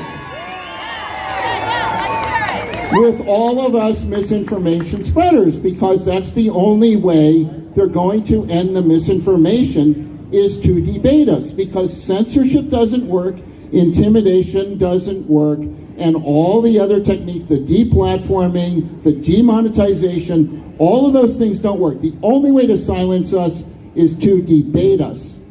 And if they want to silence us, then she should accept the debate, and guess what? There is no way that she is going to accept a debate with us, because she would be demolished. In fact, there was only one guy who was dumb enough to accept our challenge of a debate, and this is a Professor Jason Albaluk. He is an economics professor at Yale University. He was the first author of the Bangladesh mass study that everybody said proved that masks work. And we thought it was all bullshit. So we challenged him to a debate, and he said, well, I'll only take on one of you at a time. And we said, okay, fine. And we'll have him tie one of his hands behind his back just to make it more fair. And we'll make sure he doesn't even read your study until a week before the debate, just to make it fair. I mean, you've had years to study your study. This guy had a week. So Jason was demolished. In the first hour, he was totally taken down, and in the next hour, we just drove him into the ground. There basically is no science behind that study. This is why no one wants to debate us, unfortunately. So anyway, I'm going to conclude with two things. One is that my senator in the legislature is Senator Josh Becker. And Josh Becker is actually willing to entertain the fact that these COVID vaccines are not safe and effective as promoted. And in fact, he knows they're not. So we actually have a breakthrough. There's actually a legislator somewhere in the world, other than Ron Johnson in the Senate, who, somewhere in California. I mean, this is fantastic. Senator Josh Becker is a hero for actually saying, yes, I will listen to the facts and I will make my judgments based on what the science says. So I really want to have a shout out to Senator Josh Becker for doing that. And finally, I want to give you some advice. If you have COVID, so if you got COVID, if you just got COVID, what you should do is stay home and treat it with one of the early treatment protocols, whether it's the Fareed-Tyson protocol or some other protocol, FLCCC protocol, or some other protocol. And make sure you have the drugs on hand, because as soon as you get COVID, you want to start on the drugs. And you stay home. And really, that's the only thing that we needed to tell people the whole time. We didn't need to shut down the world. We didn't need to mask. We didn't need vaccines. We didn't need mandates. We didn't need lockdowns. We didn't need business closures. We didn't need any of that stuff. If we had just told people one thing, just start taking the drugs as soon as you think you have COVID. You can get a test to confirm it, but start taking the drugs as soon as you know you have COVID, and you will have a nice time with the disease. You will not go to the hospital, and you will not die.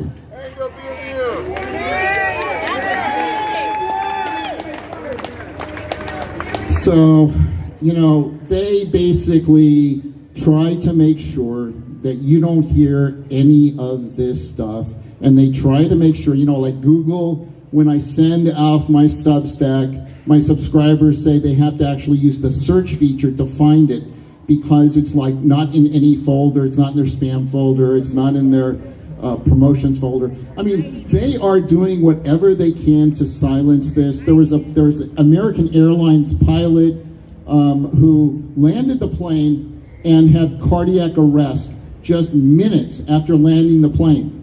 Was there any news story at all in the mainstream media on this? Zero. And that pilot is livid. And it's on, you can check it out, Stu Peters on Rumble. But this is what's going on. They are covering up all of this stuff because they don't want you to know the truth. So thank you for coming here today and learning what the science says.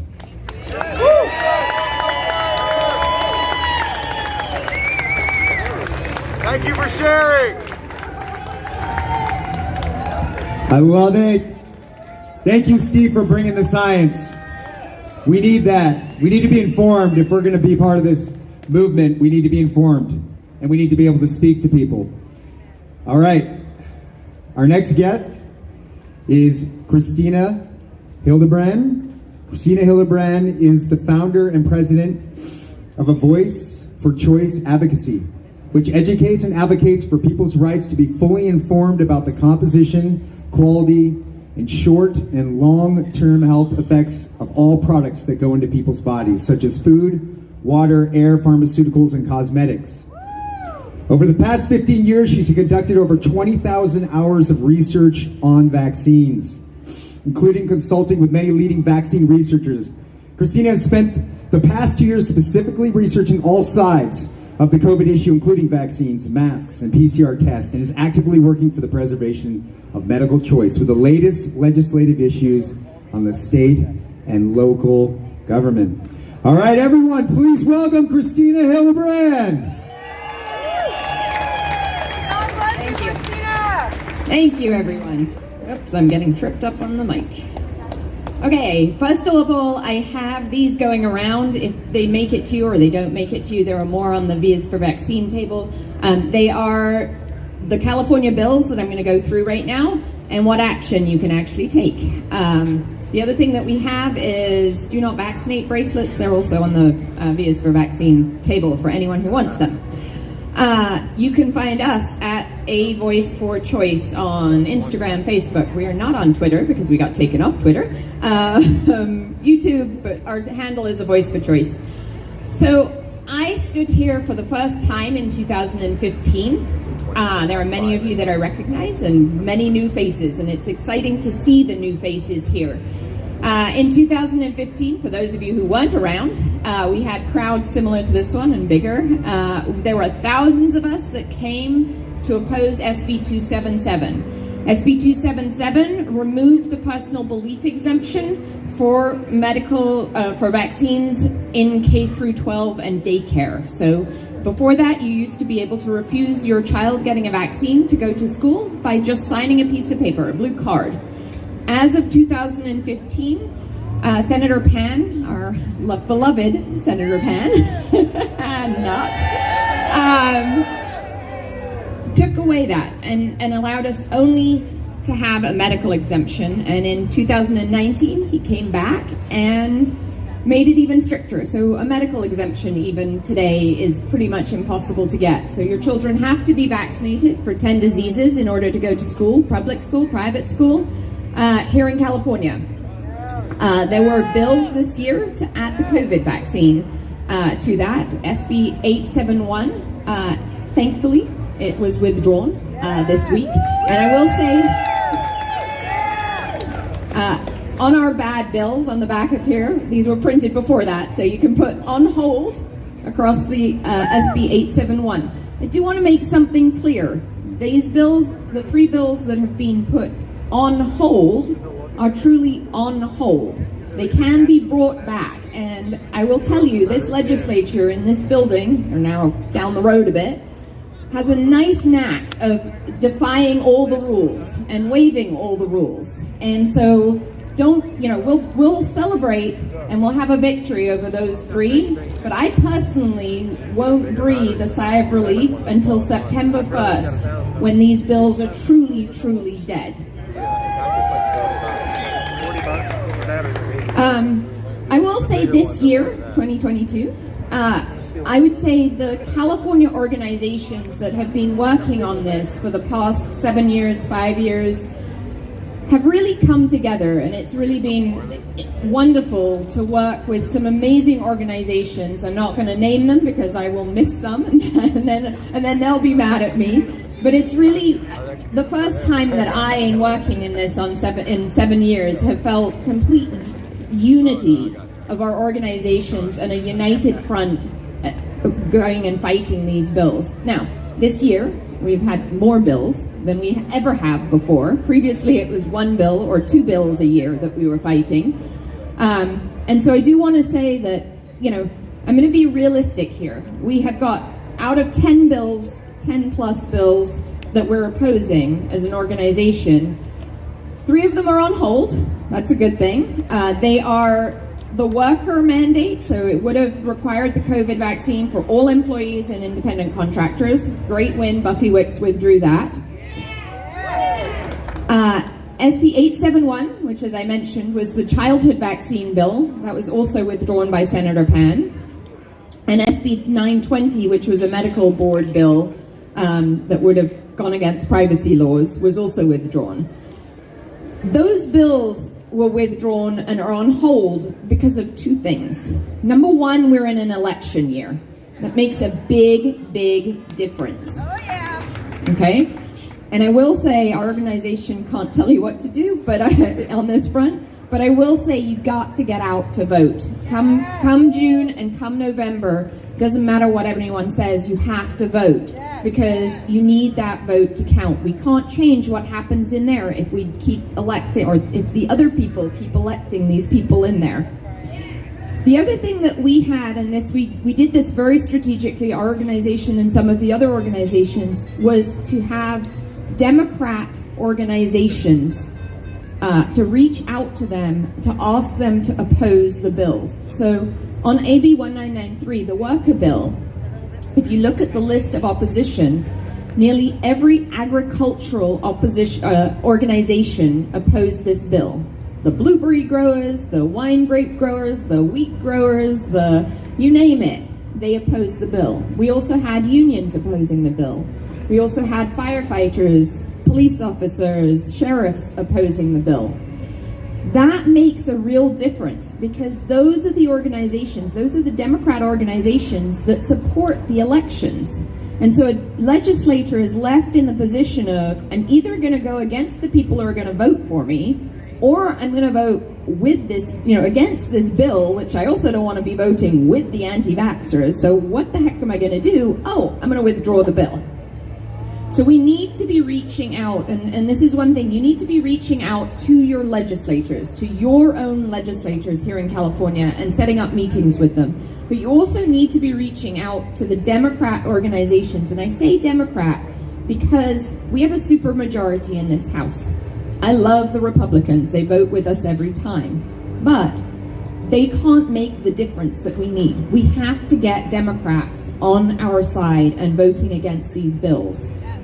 So, reaching out to Democrat organizations and making them understand why these bills are bad bills. The other bills that are left, we have one that got amended, which 1184 got amended, and we're fine with that bill. We have 3 or 4 bills that are really bad bills still that we need to get either amended or killed. It's much easier in the legislature to get something amended, which means that it waters it down or it makes it that we don't care about it anymore, so to speak, than it is to fully kill a bill. The bad ones that I would say focus on, SB 1479, which will be heard next week in the Education Committee, will continue to require COVID testing in schools indefinitely. There is AB 1797, which will actually be heard in committee this afternoon, which will allow the California Immunization Registry, the data in that registry, to be more accessible in times of emergency. That one we've worked closely with the bill author, and we actually think we can get it amended to the place where we like it, but it's not there yet for sure. This morning we had AB 2098, which was heard by the the Assembly Business and Professions, which basically will discipline any doctor for giving misinformation, disseminating misinformation or disinformation to their parents.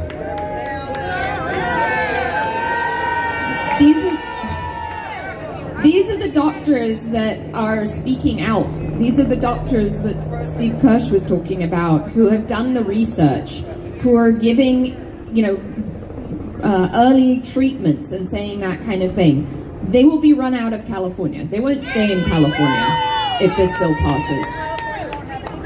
And then one of my other favorites, not my favorites, is SB 866, which would allow 12-year-olds to consent to any vaccination. So anyone that has a 12-year-old, a teenager, they can go in and they can get any vaccination they want without your knowledge. We also have SB 1464, which someone mentioned that it was dead. It's not dead, it's very much alive. It got withdrawn from committee twice, but it is back in committee tomorrow, which would require peace officers, sheriffs, police officers to enforce public health orders. So up until now they could decide what they wanted to do. So I do suggest, if you don't have one, I have more. They're on the VS vaccine table. This is our flyer that says all of these bills. It also on the front of it has the action steps, really easy 5 steps that you can do in order to help fight these bills. We need as many people awake as possible and fighting all of these bills.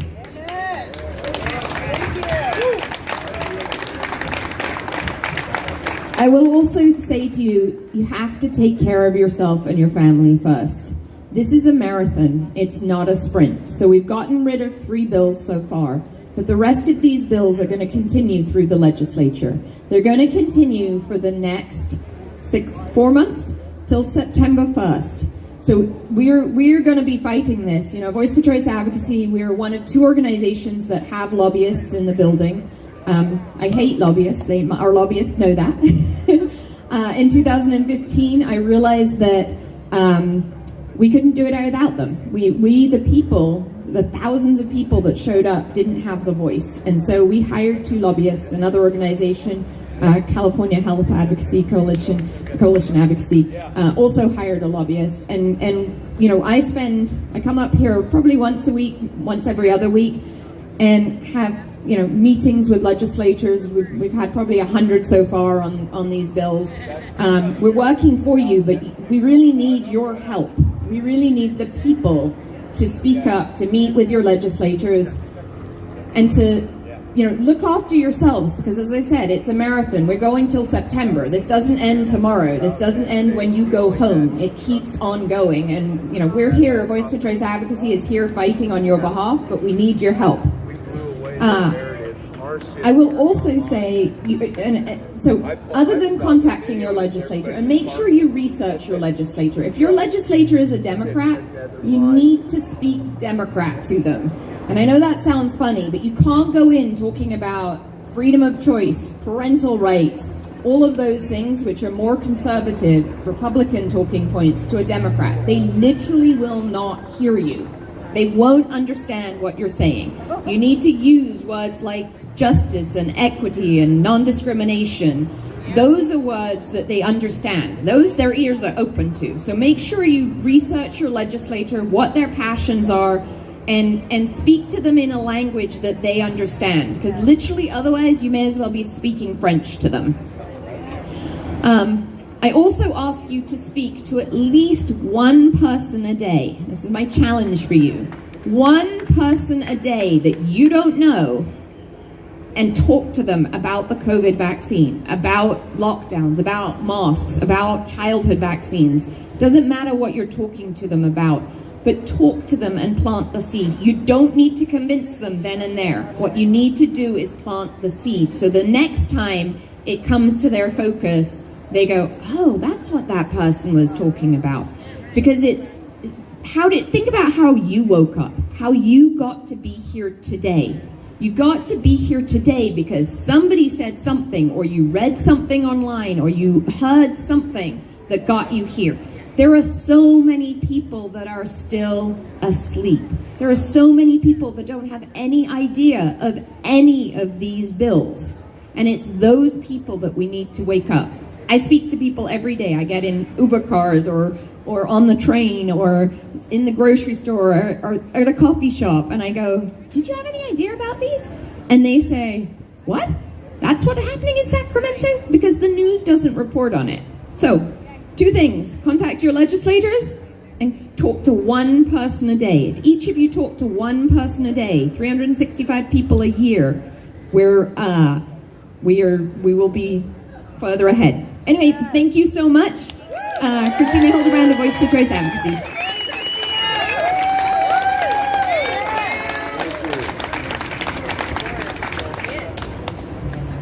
All right, one of our guests is, it's going to be an audio feed, but it's not too long, so don't worry about it. It's Sherry St. Louis. Now, Sherry St. Louis was instrumental in organizing and working with the people on the ground in Canada. She's from Take Action Canada. Like I said, we're having an international coalition forming between Australia, Canada, and the United States. So we're going to hear a little bit from Sherry. It's just a short audio clip. She's the sweetest lady. She's been very close with her. She brought us copious amounts of Mediterranean food in Canadian polite and kind style. So we're going to hit that audio now and hear a little bit from Sherry.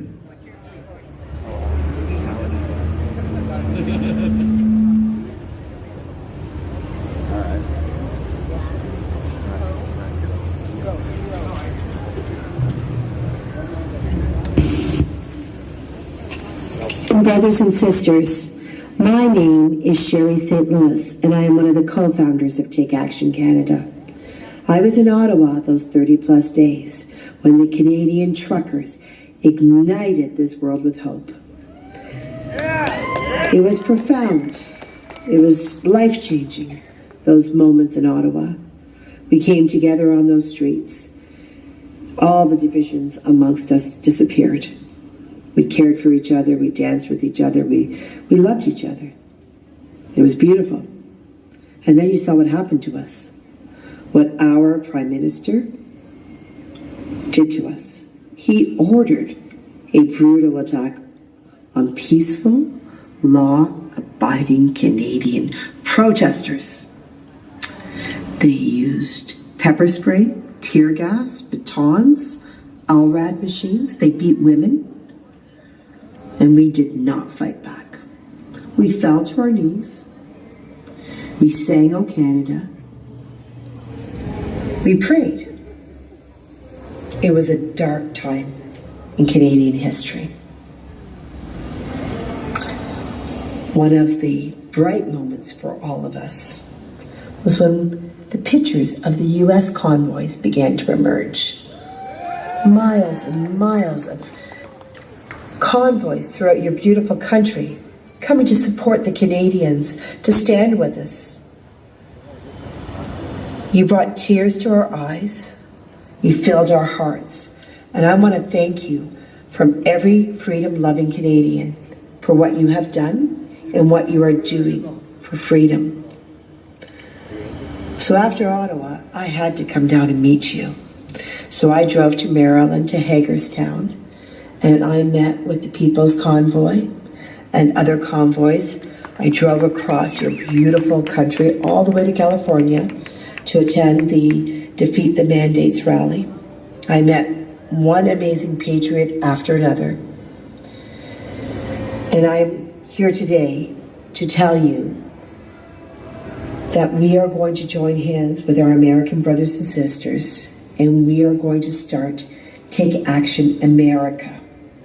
Because we know this is not just a Canadian problem. This is not just an American problem. We see what's happening in China. We have seen what's happened in Australia. We are starting Take Action Australia as well. We are going to join all the freedom-fighting people of this world together in every country. Because when we work together, we win together. Take Action Canada started with 4 people. We are a volunteer citizens group that is fighting back against this tyranny. Please take a look at takeactioncanada.com's website, because soon there will be a Take Action America website and a Take Action Australia website. And that's just the beginning. Please join, please volunteer, please support these organizations, because when we join together, we are unstoppable. We move as one. God bless you. Love from Canada.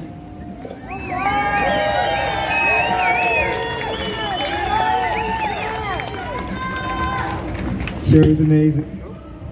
Sherry's amazing. Yeah, I hope you get a chance to meet her personally someday. It's takeactioncanada.ca. And then there's branches now in the United States and in Australia. So, next up, we have another very special guest. This is Dr.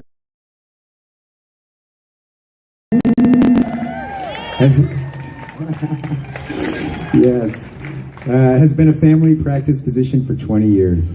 Dr. Huang kept his practice open throughout COVID and has successfully treated thousands of COVID-19 patients without losing a single life.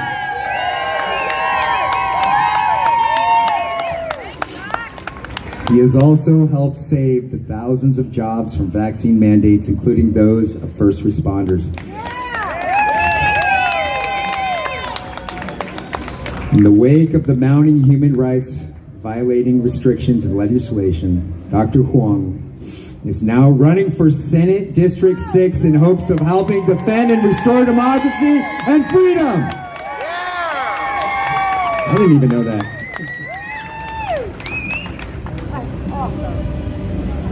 Truckers, Californians, America, welcome to California.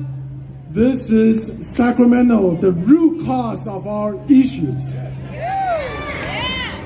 We've been waiting for truckers for the past 2 years for your reinforcement. They've been picking us off one by one by one by one. In the past 2 years, many of us, brave doctors, hardworking Americans, God-loving, Americans, we've been standing strong.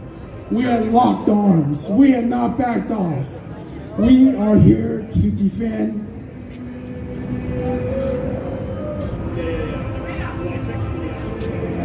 Okay, is that still working?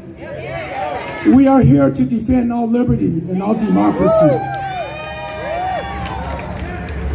So, who am I? I am your doctor. You have a doctor in the house. In the past 2 years, I've been told, and many of you know, that my medical group president came to me and said, Dr. Huang, we heard that you've been treating COVID patients without wearing a mask. We are going to cancel you. And I and my staff said, cancel us. We have not stopped treating COVID patients in the past 2 years, and yes, it's true. We can treat them. We have 100% survival rate. Today, one of my patients came to me and said, Doc, my sister-in-law got COVID back east, and she died as a result. And I say, nobody in America, in this world today, need to die from this disease because it's easily treated. In the past 2 years, when the pandemic began, I knew our enemies, be it foreign and domestic, had brought us down to our knees without firing a single shot. We had bowed to socialism. They had quieted us. They had forced us to get these medical experiment therapies. Without and going after our job, I say enough is enough. No more. And we just found out in the past year, amongst the hard-working Americans between the age of 18 and 64, there are 40% increase in death rate. 40%. A 10% increase in death rate is 1 in 200 years chance, if it's just by chance alone. 40% death rate increase is 1 in a million years. It's not possible. All these injuries are man-made. We cannot let this continue. Despite of everything we have done, we have saved thousands of jobs, and that equates to more than $1 billion of salary and benefit that have helped protected in the past 2 years. It's not enough. Because I want to encourage every one of you to remember the most important take-home message that every one of you listen to me and listen to the speech is that if you're a U.S. citizen, be it born and became a U.S. citizen or naturalized, you are given a lifetime warranty, the protection from the Constitution, the protection from the Bill of Rights. Nobody can take that away from you. You have the right to protect your body, protect your health, protect your children, and protect your job. No one can mandate that away from you.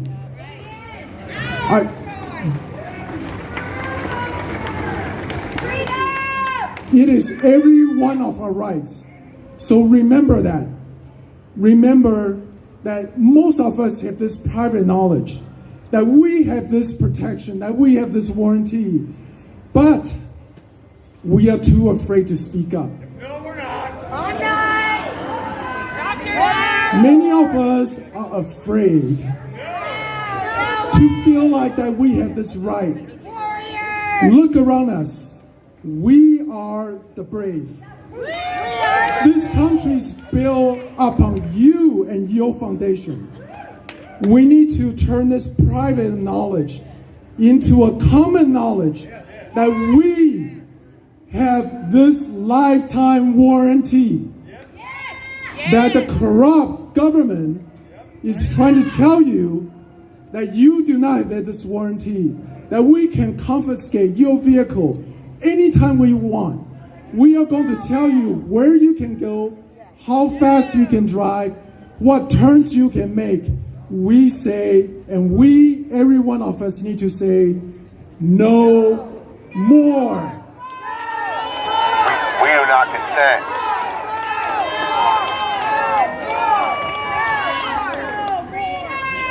I'm going to run for California State Senate. One person is not enough. I need every one of your help. I need every one of you to educate your friends, your neighbor, your family, and make everybody realize that we have this God-given right, this constitutional rights, Bill of Rights is not negotiable. I want every one of you to help me fight. And lastly, as you can see from this lovely portrait, Dick Penn want to take away your liberty. On the California State Senate floor, there is an inscription says, it is the Senate's responsibility to protect your liberty. It is not their responsibility to strip you of your freedom, of your liberty. So we need to be vocal. We need to send the right people to the government. But most importantly, do not depend on election that happens every 2 years, every 4 years to make your life better. That difference and that can happen right now when you realize that you have this lifetime warranty, the protection of the Constitution and the liberty, and we can make that change this very single moment. Please remember that. And lastly, yes, he may have more hair than me on the scalp, but I have more brain than him. I have more guts, and I am a goddamn American. I will defend your liberty. I will fight for you. God bless America.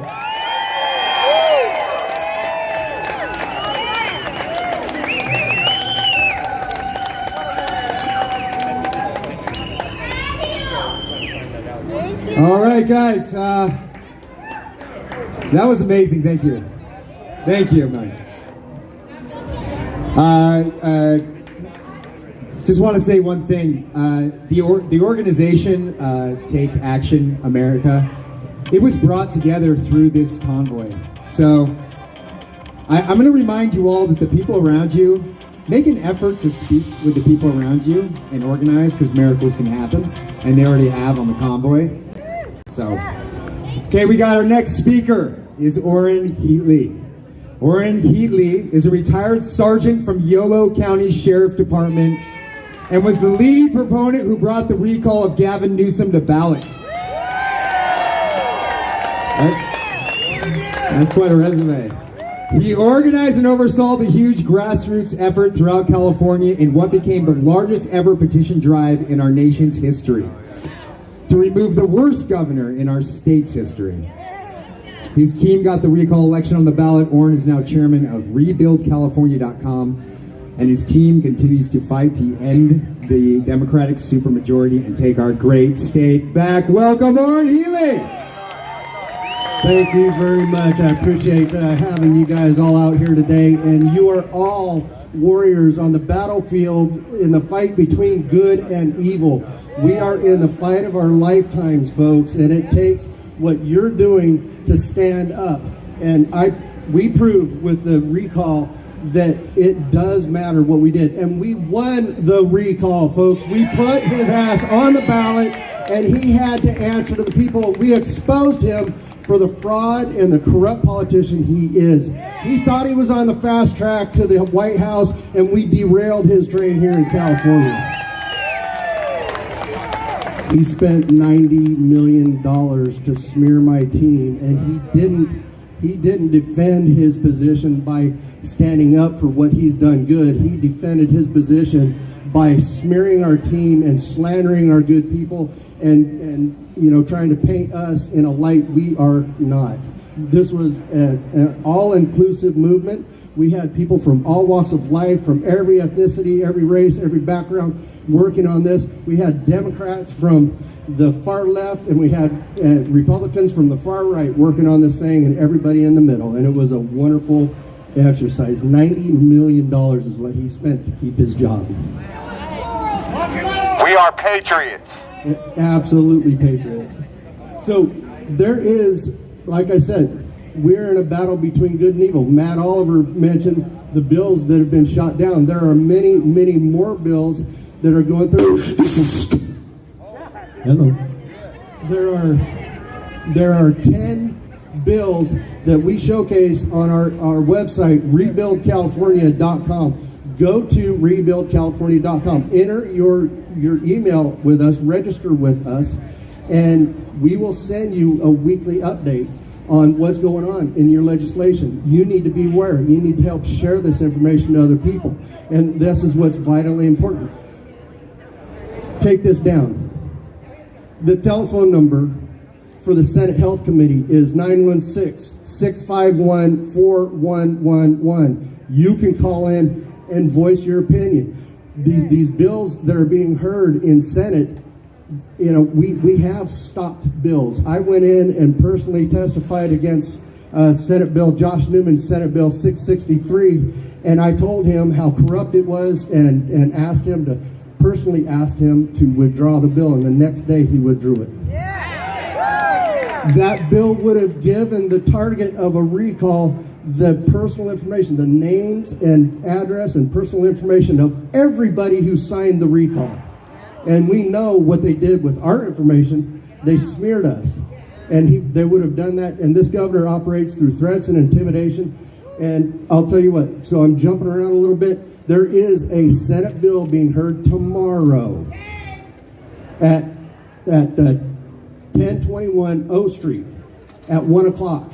It's Senate Bill 1464. And this is the law enforcement component that requires every sheriff, every police officer, every police chief to enforce the public health laws that they put in the orders. It transfers power from your duly elected sheriff over to the county health official during a crisis. And we know we've been in a state of emergency for 2 years. May 1st, 2020, we held a rally out here. We had 3,000 people over here on the west steps. The governor gave the order to remove them by force. 31 of our peaceful protesters were arrested that day. In the following months, there were not so peaceful protests. The statue of Junipero Serra was torn off its block and demolished over here on the south side of the Capitol, and they defaced the monuments and buildings here downtown Sacramento, and not one arrest. Nothing. But 31 of our peaceful protesters were arrested for violating unlawful health mandates here at the Capitol. So my request for you folks is go to rebuildcalifornia.com, log your email in with us. You can join us, our host, Mike Netter, myself, and Max's Corner. Maximiliano Bonilla does Max's Corner, and he does a legislative update every week. And you need to pay attention to what's going on at the Capitol. There's Dr. Wong might know that there is a Senate bill that's being heard now that would basically take his license away for spreading what they call misinformation or going against the World Health Organization or whatever the hell organization it is that would do that. But anyway, thank you very much for having me out here, folks. God bless everybody. Go to rebuildcalifornia.com. Also, you need to know that it is your sheriffs, like the Sheriff Bianco down in Riverside, who stood up for your rights, Sheriff Alex Villanueva in Los Angeles, your good constitutional sheriffs. There is a website for CSPOA.org, and go there, and that's for your constitutional sheriffs that stand up for your rights. Vote as if your life depends on it. We have the ability to remove this governor and remove break the supermajority coming up. You're going to be mailed your ballots for the primary elections. It's already being printed. It's already going to be going in the mail, and you're going to be receiving them shortly. We didn't lose the recall election because of voter fraud, folks. We lost the recall election because of voter apathy.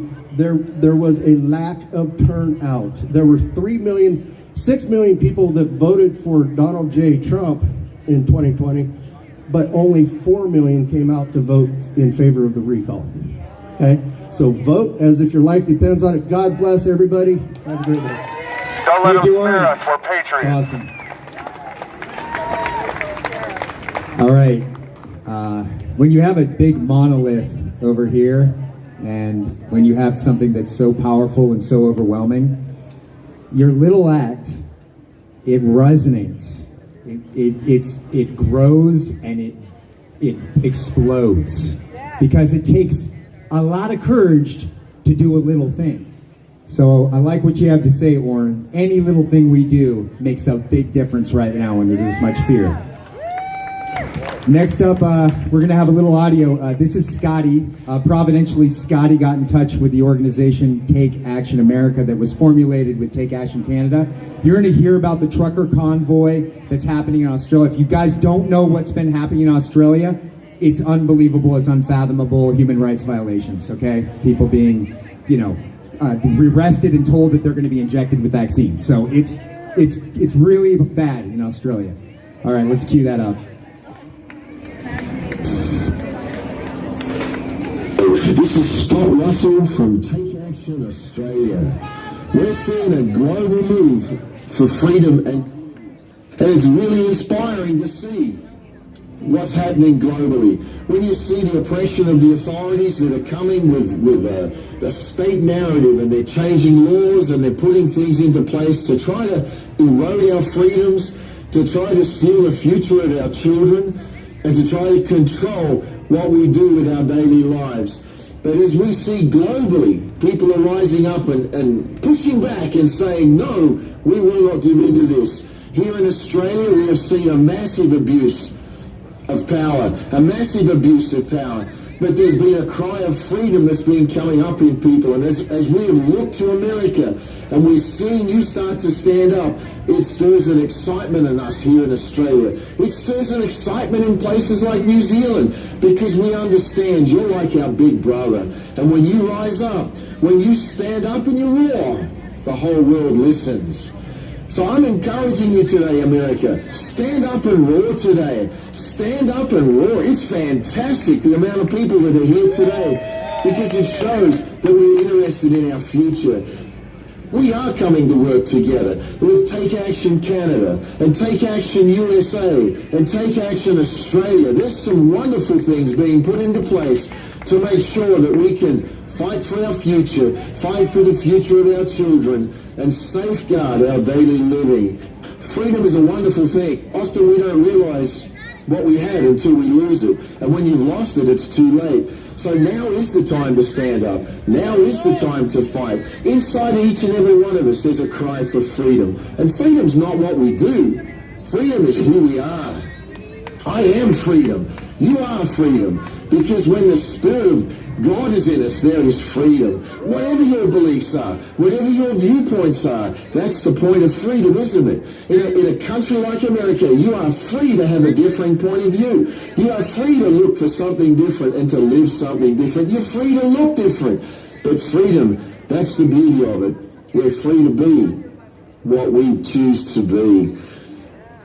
If you're feeling freedom in your being, in your very soul, then go with it. Go with that feeling. If it takes you out into the street, go out into the street.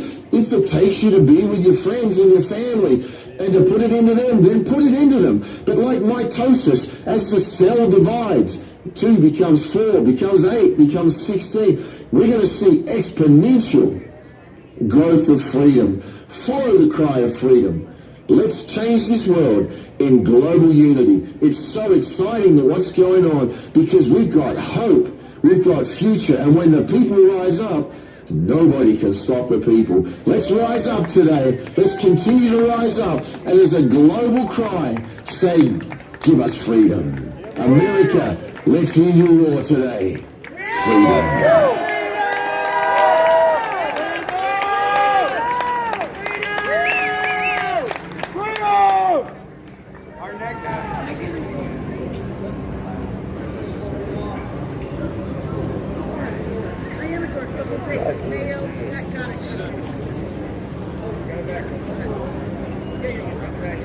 There we go. Okay, turn her up. All right. Our next guest doesn't need much of an introduction. I don't have a bio for our next guest because his bio is his hands on his steering wheel and his foot on a gas pedal, leading a convoy of trucks and cars across the United States. Not only across the United States and to Washington, but all the way back across the United States. California! So, right now we've got Mike Landis from the People's Convoy.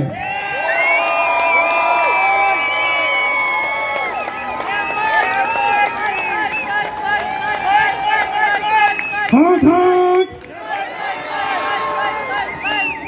I just like saying that when I'm not in my truck doing it. Glad to be here. Thank you to Joel for setting this up. You know, he called himself a California snowflake earlier, and I have to laugh because the night I met this guy, he was wearing this crazy looking coat, right? And it was like super cold in New Mexico, and that's what he is in my phone, Joel Crazy Coat, because that's how I remember who it is. It was a Dalmatian coat. The thing is I didn't realize that he would be a guy that would put something like this together. I never expected us to be back in California, but here we are. And that's...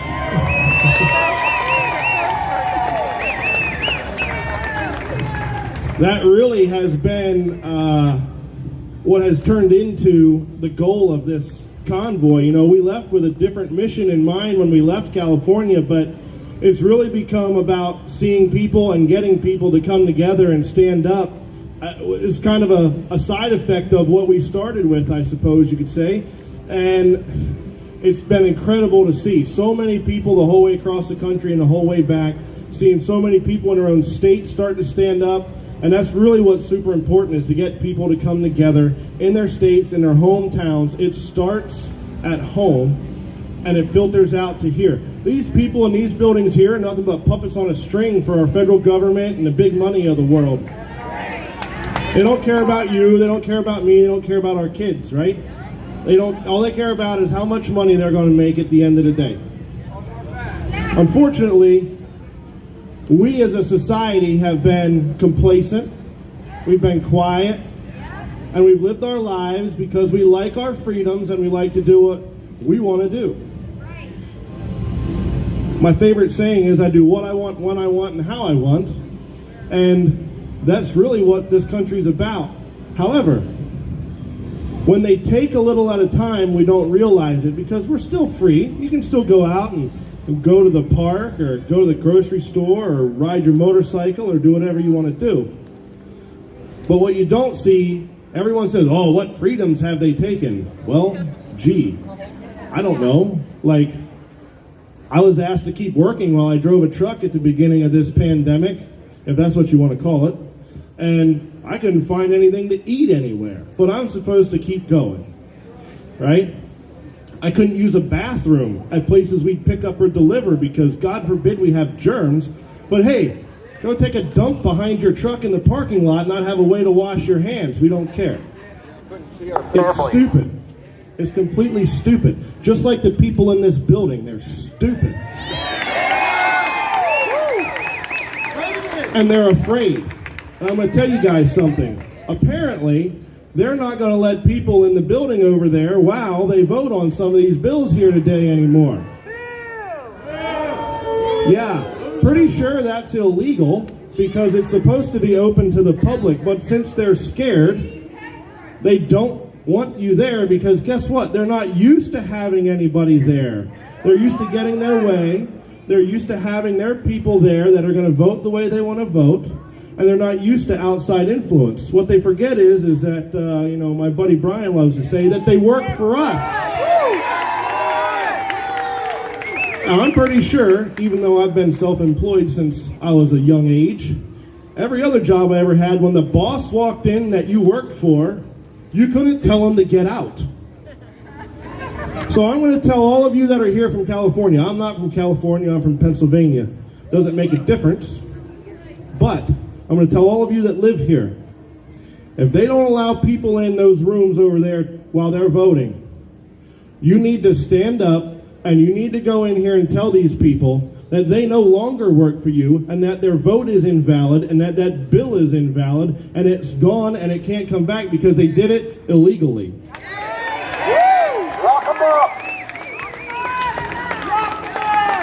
This is the game they play. They've even changed time since yesterday, which is also illegal from what I understand, because they knew we were going to be here. Exactly. They're scared. There's no other excuse for it. They're scared and they know that they've been caught. Just like you heard Orrin say earlier, they've proved that nobody wants Gavin Newsom here because he's a nuisance. But he doesn't listen. What happens when you're at a job and you don't listen to your boss? You get fired. Right. Exactly. But what it takes is everybody standing here and standing up. And I know you've heard that multiple times today, and I'm going to say it again because it needs to be instilled in everybody. This country is supposed to be a free country. We're supposed to have the ability to live the American dream. For me, that's owning my own truck. I drive where I want, haul what I want, go home when I want. Nobody should be able to tell me what to do with my business. However, anyone in trucking knows that we have a lot of regulations in trucking that, Big Daddy likes to try and tell us what to do. The thing is there's people that come to this country because of our freedoms. They've come from a third world country. They've come from communism. I met one just yesterday from Belarus, been here for 10 years. That person is scared of what they're seeing in this country after being here because it's starting to remind them of where they came from. I have heard that from many different friends of mine. I have friends from all over, Poland, India, Germany, Russia, Ukraine, everywhere. And they all say the same thing. Either their parents or themselves, their grandparents have immigrated here and they've left that type of life. And they don't like where this is going because they've lived it. They can see it, right? If you wanted to learn how to drive a truck, you wouldn't go ask a plumber how to drive a truck. No, you'd ask someone that's probably been driving a truck for a long time to teach you how to drive a truck. These people have that experience of living where this country's headed, and I realize it's difficult for some of us that have lived here our whole lives and our families, I say born and bred here. We don't see it because we're just used to being able to be free. We don't understand. We haven't seen that other side. But you need to keep that in mind and you need to open your eyes. And this will be a never-ending fight. Never-ending fight. I can promise you. I am happy to see everybody standing here, everybody on that side, everybody on the other side, and everybody that tried to get in the building today to see the hearings. But I want you to understand, it's not going to end. No matter if we defeat all of these mandates this week and next week that are being voted on, it doesn't end there. If it's taken away, it can be brought back. If it's voted no on, that's a different story. But just because they're taking them away doesn't mean that they're gone. That means you have to pay more attention and you have to be diligent and watch everything that is going on so we don't end up back where we're at here. We still have the opportunity to keep America the way it's supposed to be. But we can't do it without everybody joining in. And it doesn't matter if you're a Democrat, Republican, Libertarian, it doesn't matter. I'm pretty sure that most everyone, even if we'll just take the vaccine for example. I don't care if you take it or not. That's your personal choice. There's doctors, I'm a truck driver, there's doctors here to tell you whether or not it's safe or not, and then you should be able to make your choice. But it doesn't matter. Throughout this convoy, we've had people with us that voted for Joe Biden. We've had people with us that voted for Donald Trump. We've had people that were vaccinated. We've had people that weren't. But they believe in freedom. They believe in your choice. And every one of these bills that's being voted on out here right now is a direct violation of our Constitution. And our founding fathers didn't write that because they sat around and were bored one day. It's because they had the foresight to know what they came from, just like the immigrants that are here that are now Americans I just told you about. They had the foresight to know that it had the possibility to repeat itself, because history always repeats itself. It's up to us to change the outcome. I urge everybody to stand together, regardless of what you think is maybe the best way or not the best way, but to keep our freedoms, because that's what keeps this country great, is having that freedom of choice. We don't want to be mandated to take it. I'm pretty sure there ain't a single person, whether they're the most pro-vaccine person or pro-mandate person in the world, they are not going to care if that firefighter's vaccinated or not when they're sitting in a burning building. Ain't nobody going to ask them if they're vaccinated, and if they say no, they're going to say, no, just let me sit here and burn. Isn't going to happen. We have people that have dedicated their lives to saving ours. Firemen, policemen, EMTs, military. Yeah, if there's any of them left, you're right. They should not have what they've sacrificed go away protecting us. We the people are the ones that are, yes, they're out of a job if they don't want to take it, right? But we are the ones that, once again, our government is not protecting, because if we don't have enough of them, what's going to happen to those of us in a time of need of their services? We're left vulnerable once again in more ways than one. It's ridiculous.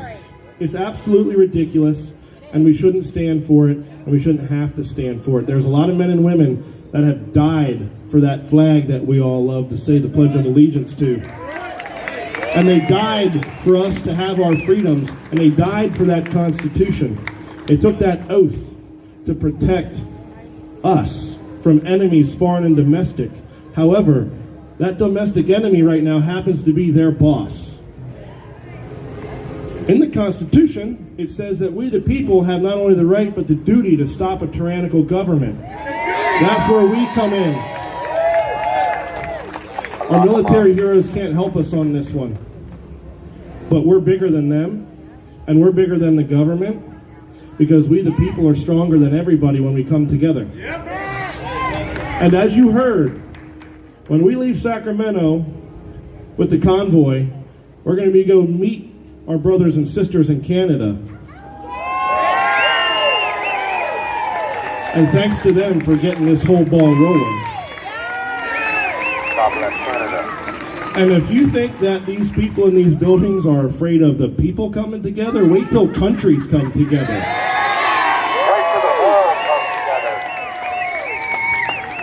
I applaud all of you for being here. We've seen breakthroughs. You've heard about the mask mandate for travel come down. That's not because of a convoy. That's not because of this guy over here, that guy over there. That's because of everybody that is pushed back. And I'm just going to end with, it takes everybody. So everybody stand up and come together. Thank you for being here.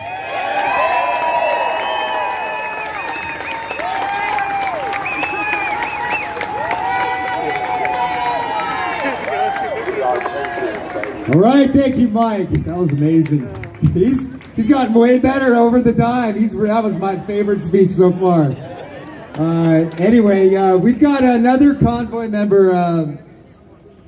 When I first got in touch with Chucky, I was getting an earful. So he has earned the name amongst his peers for all of his adrenaline junkie stunts that resulted in broken bones and concussions as Chucky Crash. So he's our wild card. He's quite a firebrand, and I actually don't know him super well, but I really like him. So here's his bio. I am born and raised in Bakersfield, California. I own a motorcycle shop in Bakersfield. I was a trucker for 30 plus years. I'm into action sports. I race motocross, speedway bikes, flat track. I am an amateur motocross champion, and I hold a world record on Harley Davidson. I am in this fight to secure the freedoms of my kids and my grandkids. Please welcome Chucky Crash, Chucky Biddles. Chucky Biddles. Hey, thank all you guys for coming out here today. First of all, I want to thank the good Lord for giving me another day of breath and allowing me to come out here and talk to you. Second off, just so you know, I get emotional a lot. I know I got tattoos and I look like a scary guy, but hey, I do cry, especially when it comes to my kids and grandkids and my beautiful wife sitting over here that stood by me throughout the years. You know, I have fought, and I've damn near lost everything I have. My business, my health. I have been attacked, my BLM, my home attacked, my business attacked, I'm personally attacked, and I stand today for what I believe in, and that's the America. That's you guys. I'm not a doctor, I'm not a lawyer. What some of these guys up here are, like they said, I was a trucker for 30 years, I now own a motorcycle shop. The reason I gave up trucking is it was my life, man. It was a lifestyle for us. The government told me I can't do this, I can't do that, I got to do this. Well, you can kiss my ass, man. Like Mike Landis said, I'm a grown man, okay? I know what's right and wrong. I know what I can do. In trucking, they gave us this little thing called ELD, electric logging device. Now, how that works is it pretty much tells you when to go to work and when to go home. Tells you when you're tired, tells you when you're not tired. So you guys figure that one out. So you go to this little box and tell you how to do your job. Doesn't work. So I got into my motorcycle shop. I've been working it. I've actually been fighting for freedoms, but I kind of laid low after all the bashing and my family being threatened and everything that went on. And all of a sudden, I get a phone call, and we got a convoy. So guess what I did? I talked to my wife. I loaded my shit up, and across this country I went with the People's Convoy. All right? While in Washington, D.C., Senator Grove, which I knew as a kid, called me. What's going on? And I explained. She wanted to meet with me. So I come back. I talked to the guy. I said, hey, I'm going back to California. That's where my fight's at. My whole life, or anytime talking to everyone, to me, the belly of the beast is right here. Right here. Everybody talks about the government, the government, the government.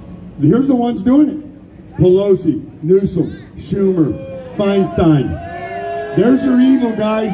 There's Satan themselves. So everybody's got to understand, guys, we're in a war here.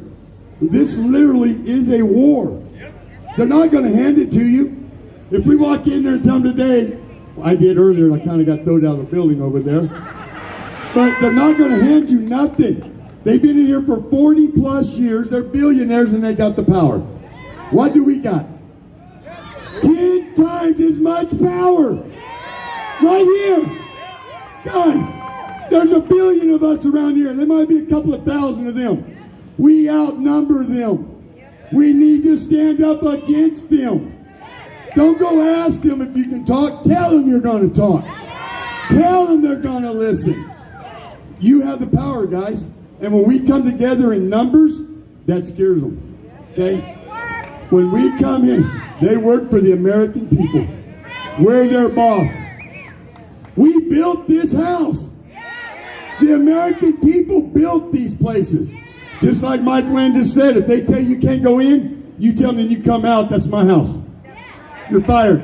Every time I go in there, I tell them, look at this face, because you're going to see it. You're going to have nightmares of this face every day in your face. You got to do that, guys. Don't be scared of them. Take your fear and put it into them. Like they've always said, they're scared of numbers. So one of the meetings I come to, I counted, we had 60 people from California. 60 people from millions in this state up here to fight a bill. And then you go up there and you tell them, I represent millions. They go, they don't see nobody. So when you tell them, I'm here representing millions, and they look around, or they hear the screams from outside, now they're scared. Because they see you're seeing them when they make their vote. That's what we got to do. Keep the pressure on. Don't back off the pressure, guys. You got to stand and fight. I've always told everyone, I will die standing on my feet fighting. I will never kneel and beg for anything. That's right! What's happened in this country, we've all caused it. Every single one of us here are the reason we have this problem. A lady the other day, I made a statement, oh, it'll never happen. They can't do it.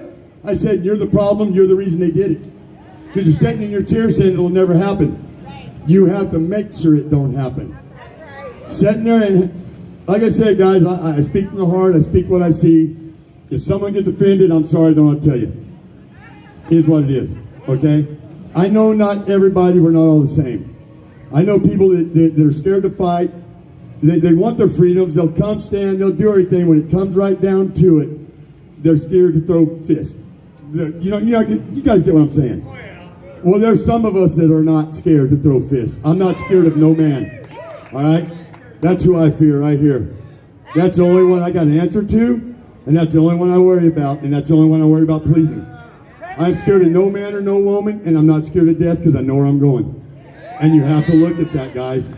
I had a discussion with some ladies over here earlier because they got mad at some things I said. So I explained to them, I'm not here to start a war. I'm not here to start problems. But if you are too scared to die in your heart fighting for your freedoms, you're in the wrong fight. Okay, you cannot have no fear fighting these people, man. You can't. You have to prove to them that they do not scare you. They do not scare us. All right? That's what we're here for, to show them, look, we're here. We got men and women that went across this country and come back across this country to stand with Californians and fight this. And that's great. We need all that. But what we need more than that is the California people standing up. These guys can't go in there and do nothing. They can't go in there and vote. You know, they know that. Them guys up there know they're not scared of them. But they're scared of what they're bringing. They're scared that they're bringing the American people together. Okay? As for the Californians, guys, we got to stick together as one. We're not always going to agree. That's just human nature. But when it comes down to it, every single one of us want the same thing. We want our freedom. That's all I want is my freedom. I just turned 55 the other day, and I told my wife, I told friends, they asked me why do I do what I do. And when I went to D.C., I had a million reasons why not to go. People I talked to, I've lost friendships over this, I've lost family over this, for standing for what I believe in. I never wavered on a fence, I stand my ground, and I don't back down. They wanted to go, and they gave me all these reasons why they couldn't go. And I had them all. I'm a business owner, I'm the only employee. There's no one there. My shop's closed, it's only open 1 or 2 days a week. I had millions of reasons why not to go. You know what? I had 11 reasons to go. And guess what those reasons were? I got 11 beautiful grandkids.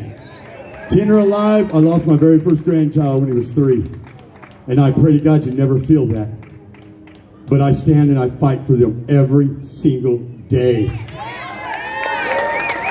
I will let no man fight my battles. Ever. No man or woman. And every one of us here should feel the same way. Every person here should be able to look at their children, grandchildren, future grandchildren, future children, and realize if we let this go, they don't have a chance in hell, guys. None of them. Our grandkids can't come up here and fight. They don't know what's going on. They have no clue to it. But we do. We do. And right now it's our time, guys. This is our time, the American people's time to shine. It's our time, our duty to stand up. Like I said, don't be nice to these people, man. Don't. I made some statements a few years ago, and I'm not going to say them because some people might really get offended. But I got a plan when she dies. Some of you might know what I'm talking about. But that's how I feel about it, dude. This is Satan right here, man. It don't get no eviler than this, guys. I mean, right now, AB 223. How does a person have that in their head? How could you even have the thought of killing a baby? I don't agree with abortion. I believe in a woman's choice. So that's kind of a touchy thing to go with. But I know when a baby's born, man, that's straight murder in my eyes. There's no other thing to look at. That's cut and dry. That's murder. Had I been in there, I'd have hung her in the street right then. Sorry, guys, I'm not going to pay to put them in prison. I've told everyone from the beginning, and our Constitution, Bill of Rights says it. We have the right as American citizens, the moral right, the moral obligation to hang them in the street. Go read it. It's in there. It is in there. And that's what they need to be fear of. I tell people all the time, look at it this way, let's vote them out. We tried. Look what happened. You guys honestly think Trump lost? Not a chance. You know? I mean, come on. They are cheating the vote. Now, next guy you get in there that grows up poor all of his life. He ain't got no money. Now, all of a sudden, he's up here and he's got power, and people are throwing millions of dollars at him. How long before the guy goes corrupt? Right. Think about it. Not very long. I guarantee you start hanging them, I bet he don't no more. I bet they quit. So, I'm going to cut this thing off. We got more speakers coming. So remember, guys, I'm not here to fight for you. I'm here to fight with you and beside you. And that's what you need to do. Never rely on no man to fight your battles. And the word's already getting out, I am running for office. Give me the chance inside with these people, and I guarantee you I will take them down. Period. Thank you, guys. I love you all. Let's keep the fight going.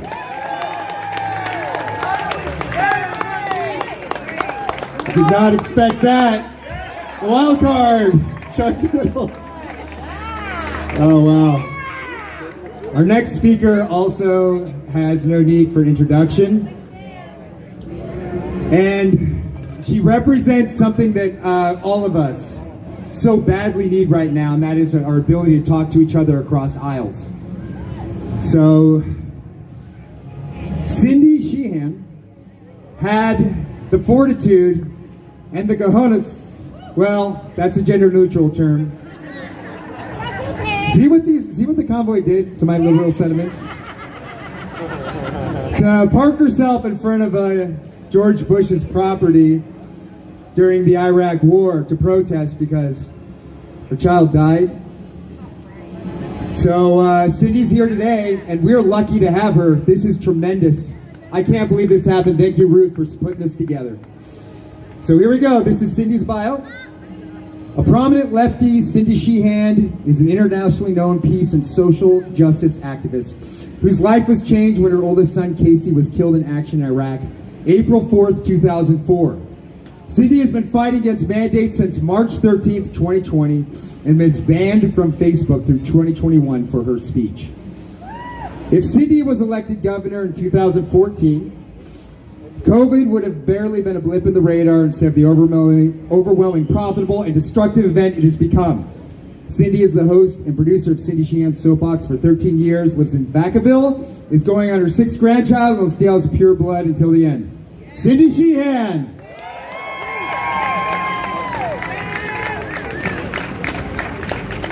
Thank you, everybody. I feel like a turd in a punch bowl. It's like, oh my God. It's like I don't belong anywhere anymore.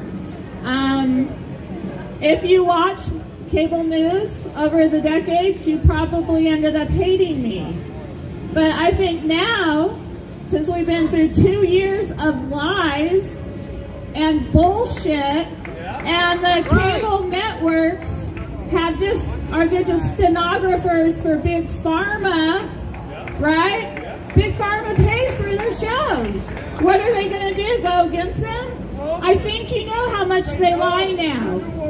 So I'm very happy to be here. I've been invited to a few left-leaning things that aren't about mandates, but guess what? Every time they find out I'm not vaccinated, I get the invitation withdrawn. So, and how many of you have not been vaccinated like me?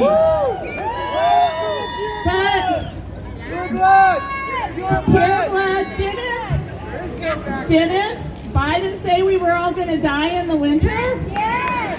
What are we doing? We're still alive, and we're still fighting, and we have to keep fighting, because even though they've withdrawn those bills for now, they haven't been listening to science this whole time, but they do listen to political science. That's the science that they listen to. And the pressure that you all have put on them all over this country, all over the world, they're shitting, I'm sorry, there's little kids here. They're pooping their pants because of this. And in 2014, you did have a chance, if you live in California, to elect me governor. You didn't. You all elected Jerry Brown, and then we got the brown clown Gavin Newsom.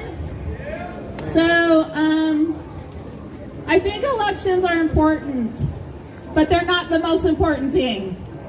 Street heat, honking, getting in your cars, getting off your butts, as many people have said, showing yourselves. That's the most important thing that we can do. I know I'm not a Democrat or Republican. As a matter of fact, I loathe the Democrats more than I do the Republicans. And I have found myself on the side, more on the side of a lot of Republicans or conservatives since this COVID started than my own community that I've been basically shunned from because of my views. But it doesn't matter if you're like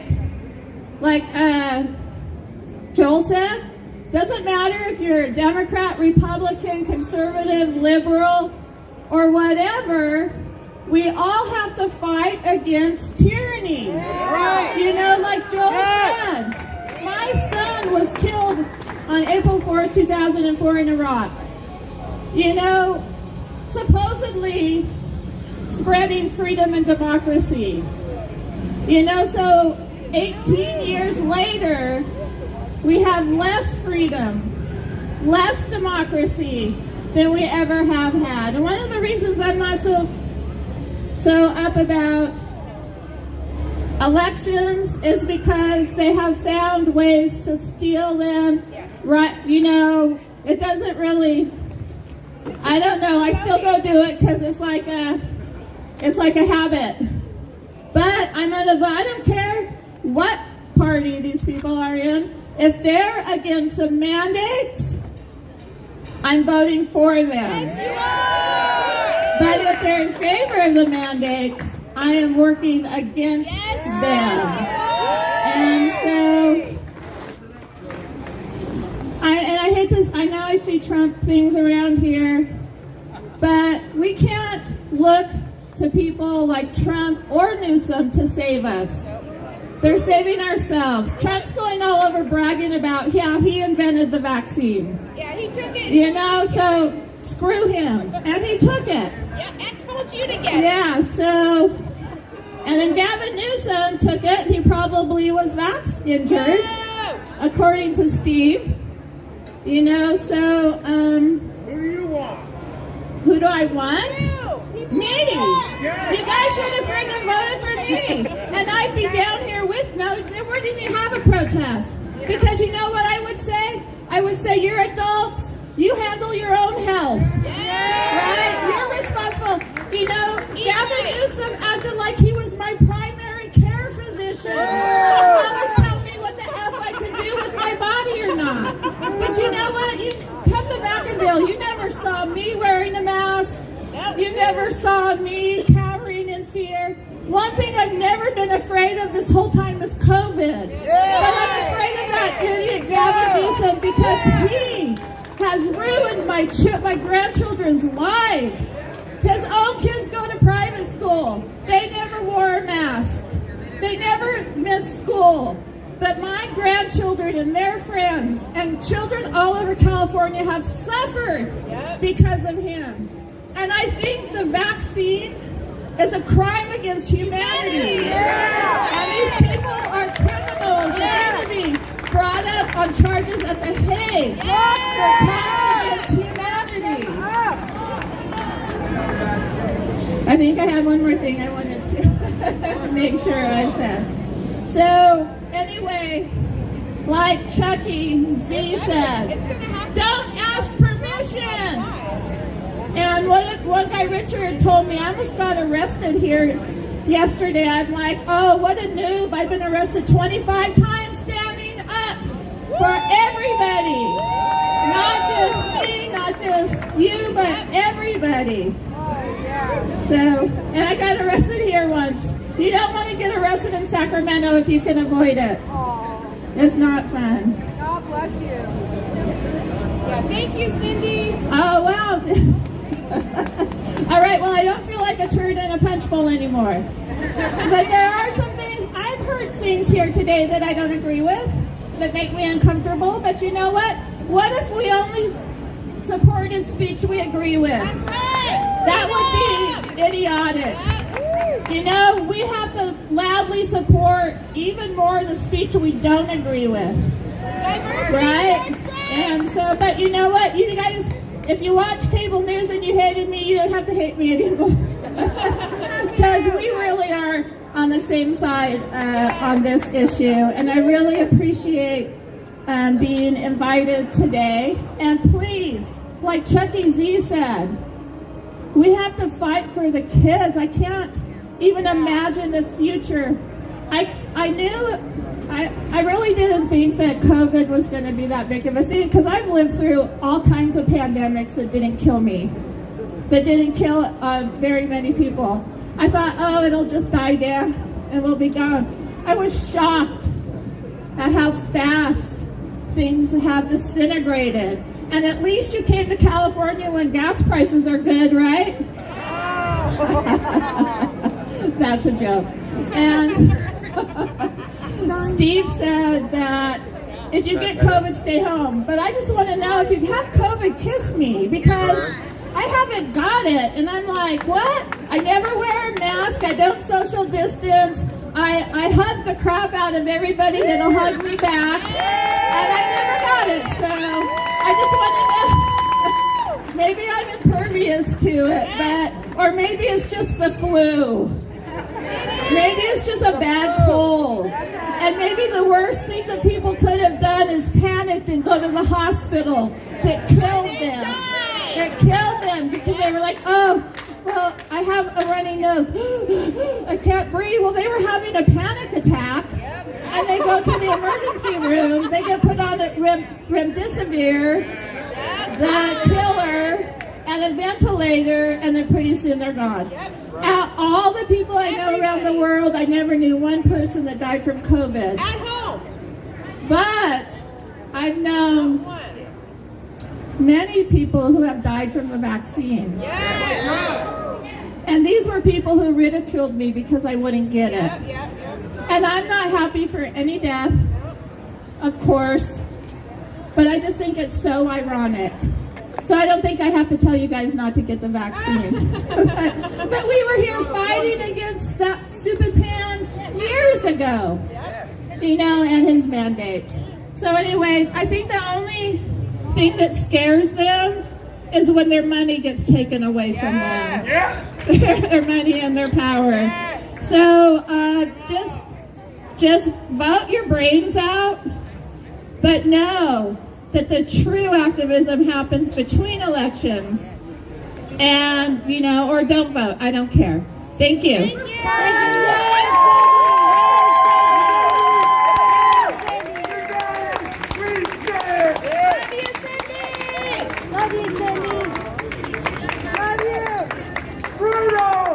I want to take a second to bring up a friend of mine, George Yang. He came all the way. Where'd you come from, George?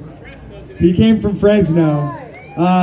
I've had a lot of conversations with him. I just want to endorse him. I would vote for George Yang. He's running for superintendent of public instruction.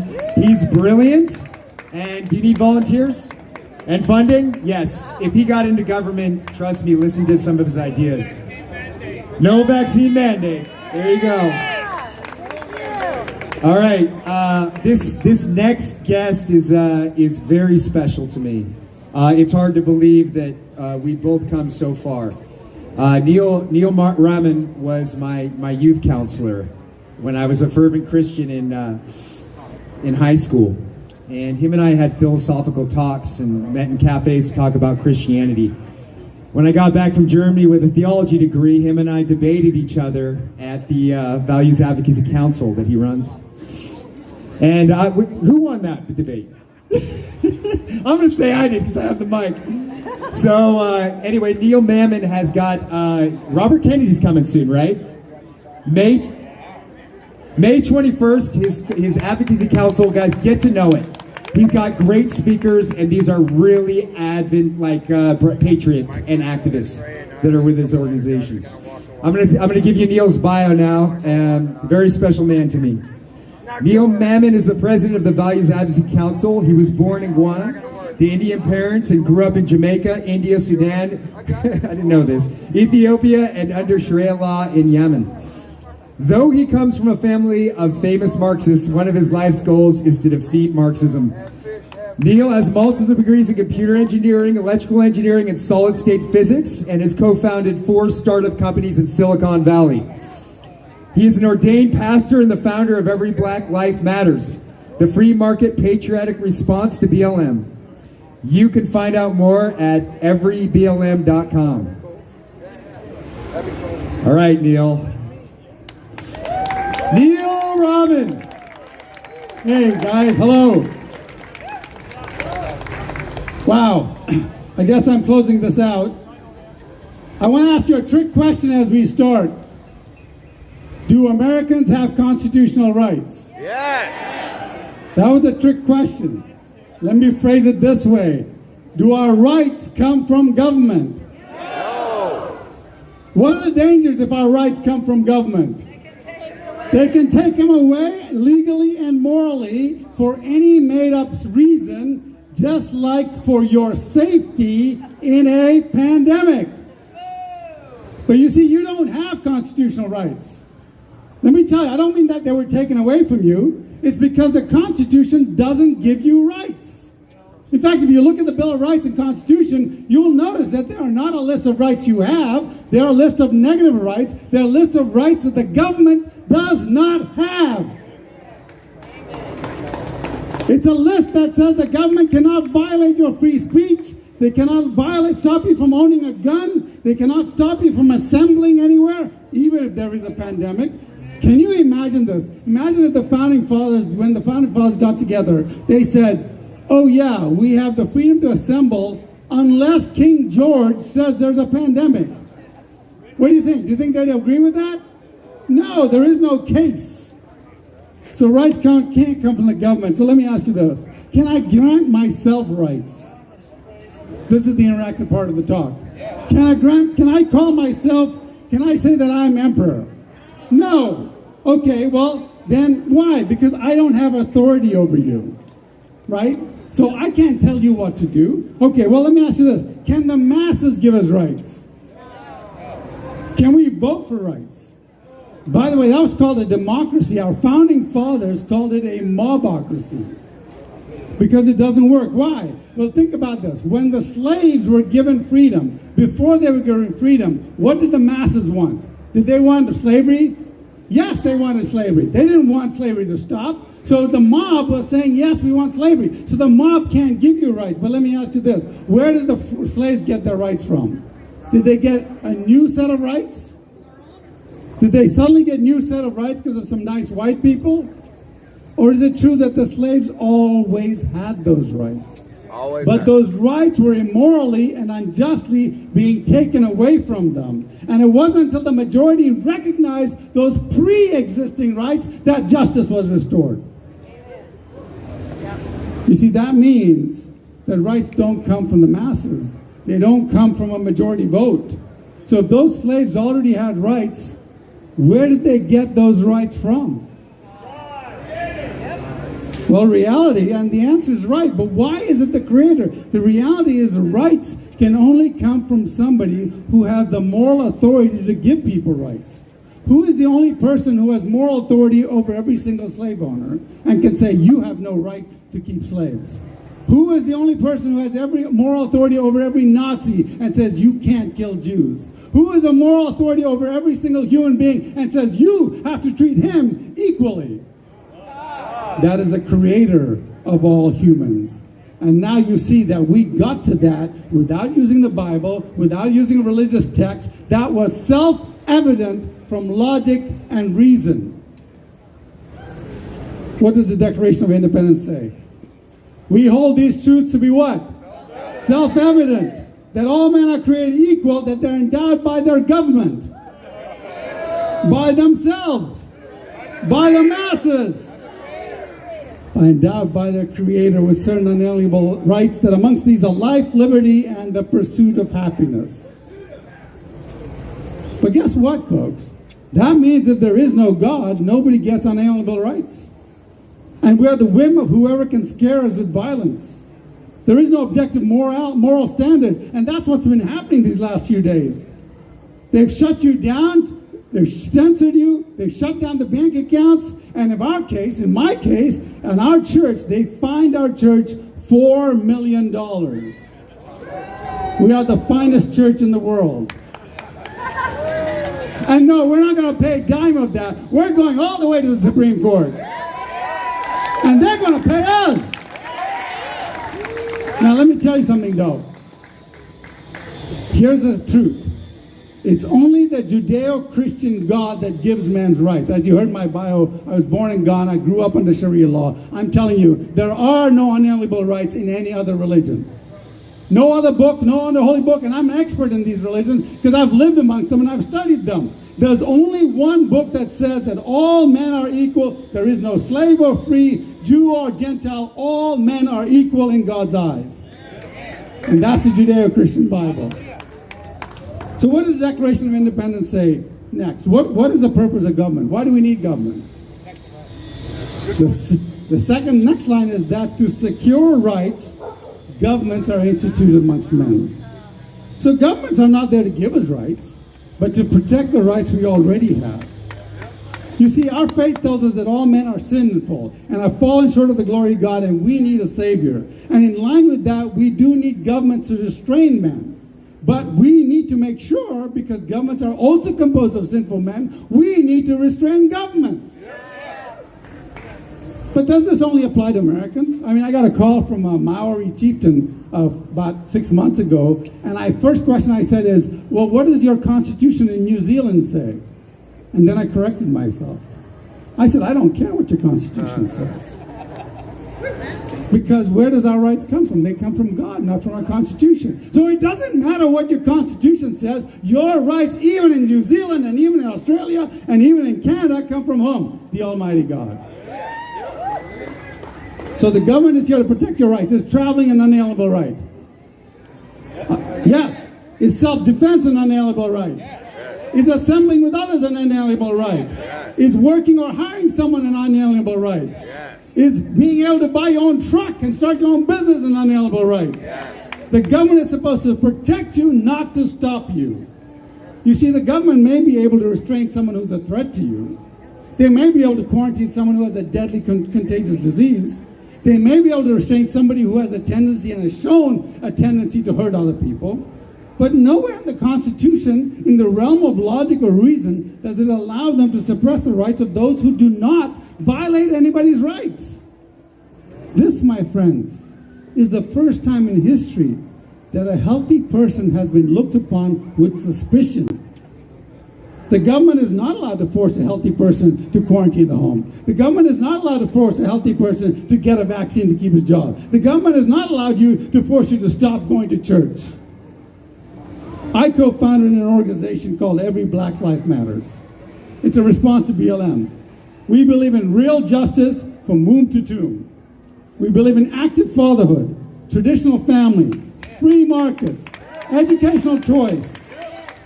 And I've done a lot of research on blacks and the government, and let me tell you this. Should you trust the government blindly? Should black people trust the government blindly? After all, the government never let black men die in Tuskegee syphilis study.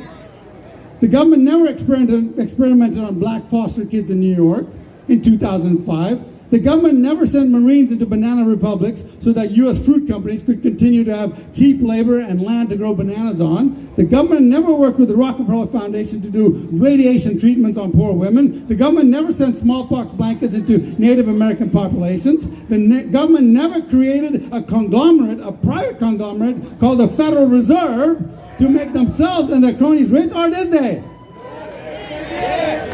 And the CIA? I don't even need to say anything there. My friends, these bills, by the way, if you want to fight these bills, talk about the racism in these bills.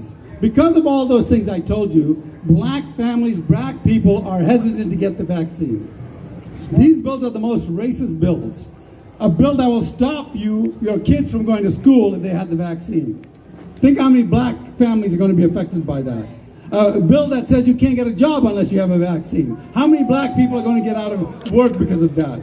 A bill that says that your data is going to be in the registry. Do you really want your data in the registry as a black person? And here's the worst one.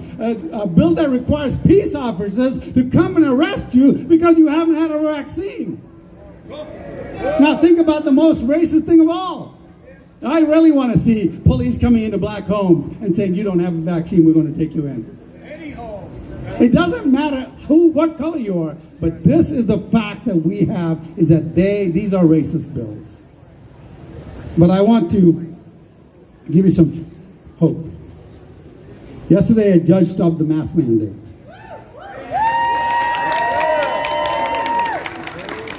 But that's not the end. We have to make sure this never happens again. So here's the hope I want to leave you with. Did you know that in the entire history of civilization, whenever just 3.5% of the population were involved in a peaceful revolution, they have always been 100% successful. Just 3.5. And then even communist regimes like Romania, East Germany, Poland, Hungary, and of course the Soviet Union have fallen. There are only 6 communist countries left today. China, Cuba, Laos, North Korea, Vietnam, and of course Berkeley. But when the women and children in the streets gather, when the children gather, when the mothers gather, when the factory workers gather, when the students gather, there's very little that dictators can do, because liberty has been written on their hearts. Liberty has been written on their minds. Liberty has been written on their souls, just like yours. We can't give up. So here's what I want you to remember. Medical mandates, never again. Mask mandates, never again. Vaccine mandates, never again. School mandates, never again. Work mandates, never again. Travel mandates, never again. Child mandates, never again. And most of all, church mandates, never, ever, ever, ever again. Thank you.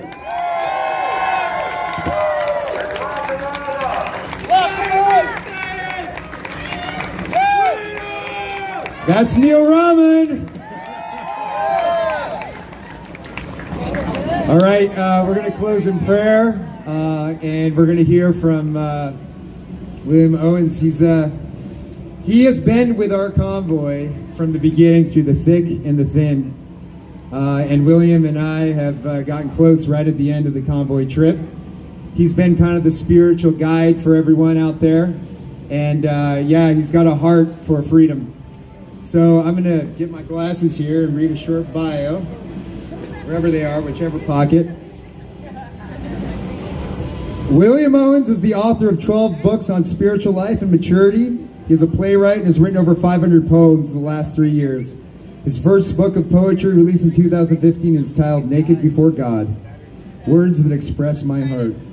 His bestsellers include Warriors Arise, Divine Protocol, and Bastards in the Pulpit. All right, let's get a warm welcome for William Owens. Thank you so much. I'm going to close with the word of prayer. Before I do, I want to share a poem with you all that I believe will bless you. I enjoyed our last speaker who talked about our rights. And one of the rights we have is the freedom of the press.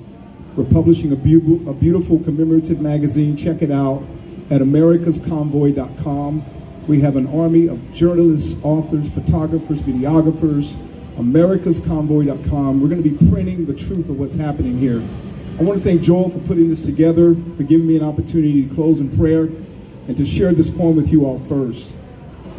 You know, we are Americans, and nothing can replace that, but we can, by default, not be Americans by being silent. And I pray this poem blesses you. I am America. Who am I? Who are you? Who are we as a nation when we refuse to celebrate the beauty of our pigmentation?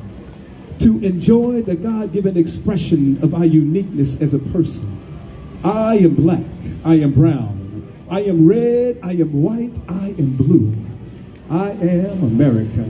How long will we allow ourselves to be held prisoner by this systemic sickness called racism, kept alive by an ideology of division, rooted in a self-righteous mindset that is twisted, a visceral of heart-sick, conscience-seared, soul disturbed, a darkness of ideology that plays the herd to their own detriment, a fear-baiting, deranged agenda that has bankrupted our moral compass and made us pretenders.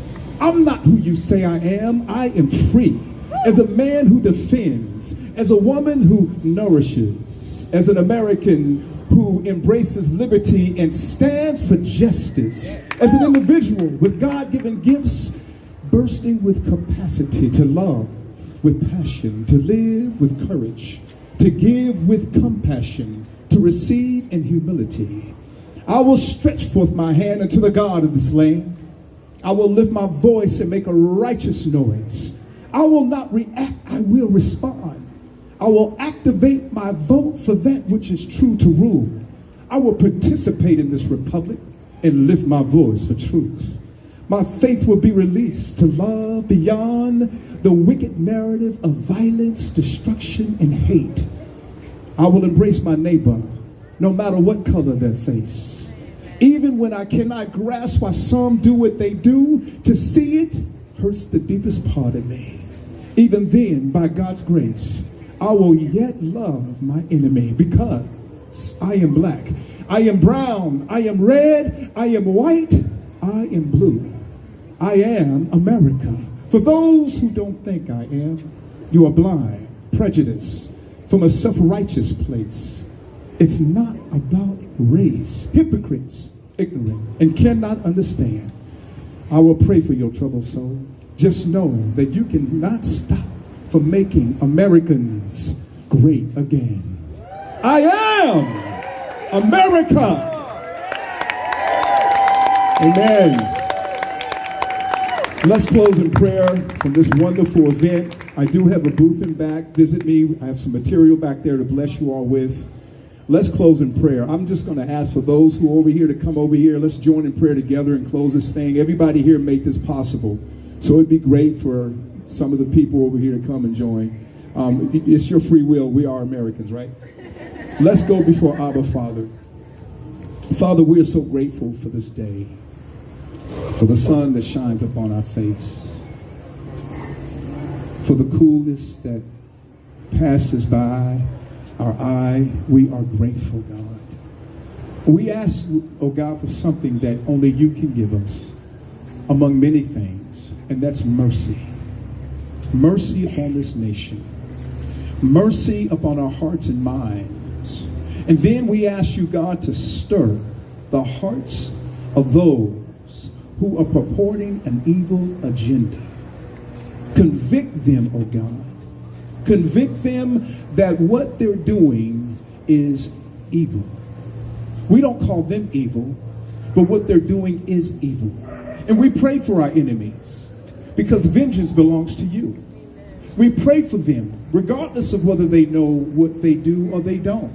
We pray for them because in doing so, we release them to you and you know exactly what to do. They can't lock you out of their bedroom at night. They can't lock you out even in the restroom as they sit and ponder. Convict them. This is about life and death. Now, Father, I pray you stir the hearts of everyone here. As we go our way, may we not stop holding the line. In fact, may we push the line further because the gates of hell cannot prevail against those who walk in truth. Father, may we love you with all our hearts, our mind, our soul, and our strength. And may we love our neighbor as ourselves. We pray for what's before us. We pray for the leaders of this movement. I've always prayed for the People's Convoy leaders, and I say a prayer for them now, Lord. Strengthen them and keep them and guide them. We pray for all truck convoys throughout this nation. May your will be done. May your peace be given. And may we be fearless, because perfect love casteth out fear. We give you the praise, we give you the honor, and we give you every ounce of glory. It's in Jesus' name I pray. Amen. And amen. All right, everyone.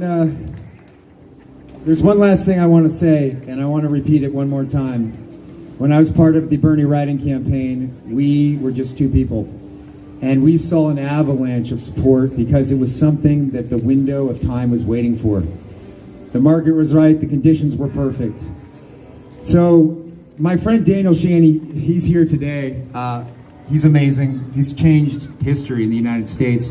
A bunch of people were asking him, he was talking, and they said, Daniel, what are we going to do about it? Daniel, how are you going to, can you do this, or can you support that bill or something?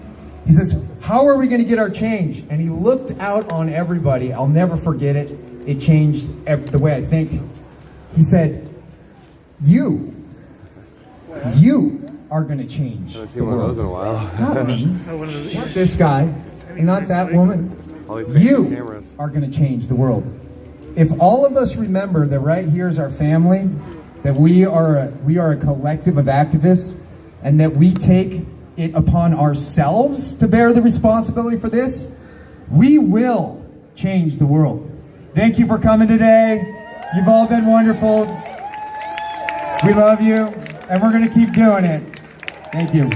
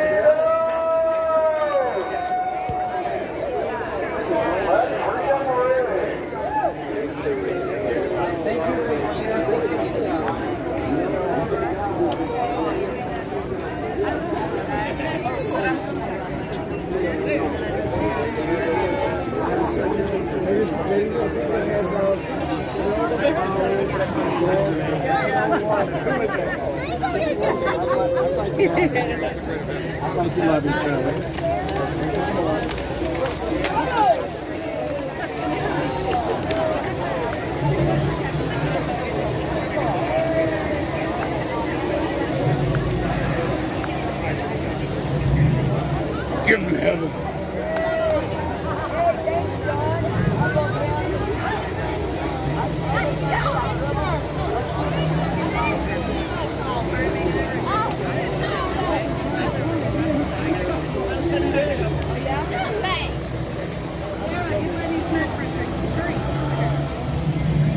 What? What are you guys talking about in my chat?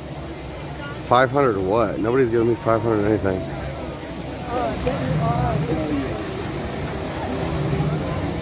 There's lots of people in here that are probably trolls that need to be blocked. Let's just put it like that. Lots of fake accounts rolling around. Now, where did Mike Mattingly go? Hey, buddy. I'll go around. I'll go around. Do we see Mike Mattingly? He's got to be out here somewhere. What's that? I'm sorry? Who are you? I'm Alice Glass. No one people I watch you all the time. Hi.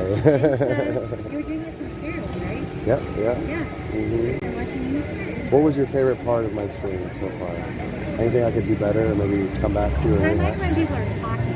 Yeah. You know, not just nature. Okay. Do you mind being on my stream? Sure. Okay. And what's your name and where are you from? Hi, my name is Kathy. I'm from Sacramento. Okay. And you like it when people talk? Yes, okay. Talk to Yeah, me. you know, when they're driving and they just show people driving, it's like, okay, I want to hear something. Or when, I know it's kind of hard, especially if you're driving. You can't really watch the comments to talk about what they're saying. Yeah. I like So- that too. So just but try to then keep if you talking get on it. later, you have no idea what they're talking about. So, Yeah. I'll get on, I'm like, oh, and then I look and I see that. Sure. I see the comments and you already said something. Thanks, man. What's You your already name? answered the Nice to meet you. question. But He's Canadian. Canadian. I'm excited for this We've been following. this collaboration to I come. know, it's awesome. It's awesome you're here. Yeah. Yeah, we've been following travel funds since the beginning in Ottawa. So. What were you just saying our though? friend. Oh yeah, he seems like a really nice guy. If So. we ever can get to home in Toronto, we will hopefully run into him if he ever goes home. That is. You know, he was telling me about how the UN troops or whatever, you know, were speaking Russian and didn't speak a lick of English or Canadian. You know, same thing, just with an accent, right? but in any case, you know, it's that they use that language barrier as a tactic to, you know, keep these officers from realizing that these people on the ground in Ottawa were not terrorists. Oh my gosh. Right? They were probably told that they were Nazis and all types of stuff. Who knows what they were told, right? But you know, the cops in Ottawa kind of seemed like they had their backs for the most part. Then they had to call in different people to take care of it for them. That's what I kind of witnessed. But do you remember what we were talking about right before we introduced? What was your name again, sir? Kyle from Canada. What I like to hear. What's that? What I like to hear. Well, you were talking about you were getting ready to go into something really deep, and I don't remember what it was. Chat, can you help me out? My mind's all over the place. I got a lot on my mind, but yeah. Oh, I'm sure. Yeah. But so tell me more about your experiences and what brought you here. Well, I'm a nurse. Okay. And I work in a hospital, and it's just been kind of crazy, all the things that I've been seeing the last couple of years. So I'm just happy that things are getting back to normal. I think it was April. It was a couple weeks ago. They said it was the first day there were no COVID patients in the hospital. So that was amazing. That was awesome. But I'm lucky I work in a place where everyone has to get tested before they come in. So I've never really had to work with COVID patients in general. But Do you think that's a good thing or a bad thing? Well, that people are starting to regulate getting tested before they come in. I don't think it's. I'm not sure. I don't. I'm not sure. I'm not going to say anything on that. But Yeah, I just, you know, I don't think anybody should be forced to get tested or anything like I don't that. So. think that it's probably necessary at this point in time. In the beginning, when they really didn't know what was going on, I think it might have been more relevant just because no one knew. But as things have gone on and there's more knowledge about what's going on and everything, might be time to end it. Okay. Okay. Yeah, I appreciate Kyle. And, yeah, where are you going next? What's the deal? Well, I think we're gonna be around here fighting these bills for a little while. A couple days or and then I thought I heard Mike say something about us going to. Oh shoot, I don't remember what he said, but he said we were maybe thinking about going somewhere else. You have to rewind my stream. I'm always kind of in and out of it, but you know, as far as us being around here for a while, I think it's gonna be Sacramento. And you know, sometimes we don't even know where we're gonna be at the night we're going there. So, but we're Minutemen, you know.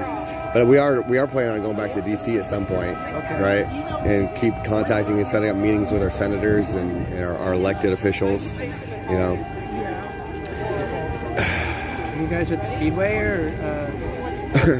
Yeah, I think it's like 600 or 6,000. It's a really weird address. You'd have to go to You know where it is. Okay. We've driven past it. We have friends that live there. We actually live there.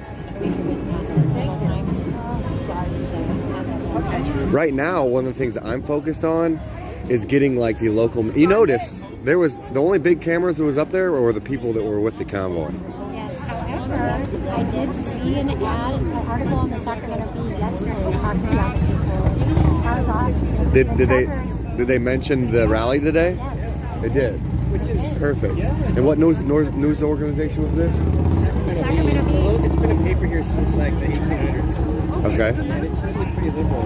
Okay. But I think it's pretty balanced. You know, it's nice to see people actually benched it. Yeah. I mean, there's a lot in you benched. And you're from Canada. And what's your thoughts on the 100 bill or whatever? I'm not familiar with it. Well, they basically made protesting and standing up for your rights illegal. That I don't Yeah, look into it. It's the Bill 100. They literally just passed it. Yeah. Yeah, they're like, basically they're making it so that nothing like Ottawa or could ever happen again, and they made it even worse. Just look into it yourself. It's Bill 100. You got your phone on you? Yeah, look it up. It's hard to consume media out here just like live streaming all day with my phone, right? I can't be on it looking stuff up. Jeff Lepard? What's up? Jeff Lepard? Jeff Lepard. No, what's up with him? Travel Fund 69. Oh, yeah, Jeff. Yeah. I've met Jeff a handful of times with the Convoy, yeah.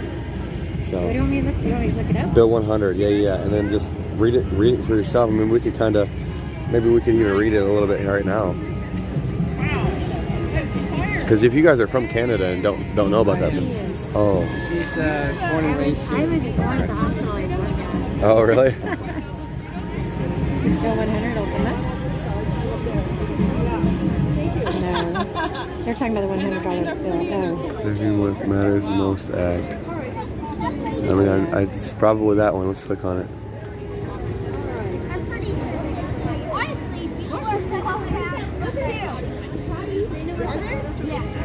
There's a 19. Can y'all give me the link to the Bill 100? None of that. Bill 100 is the Emergency Act permanently. So is that in Toronto or whole of Canada? Is it in all of Canada or just Toronto or what?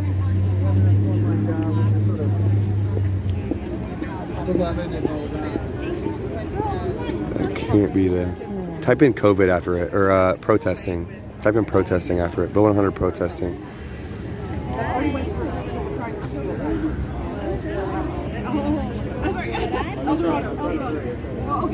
Yeah, that one right there. No, of course it passed in late night. You see how hard they make you to find like the new news?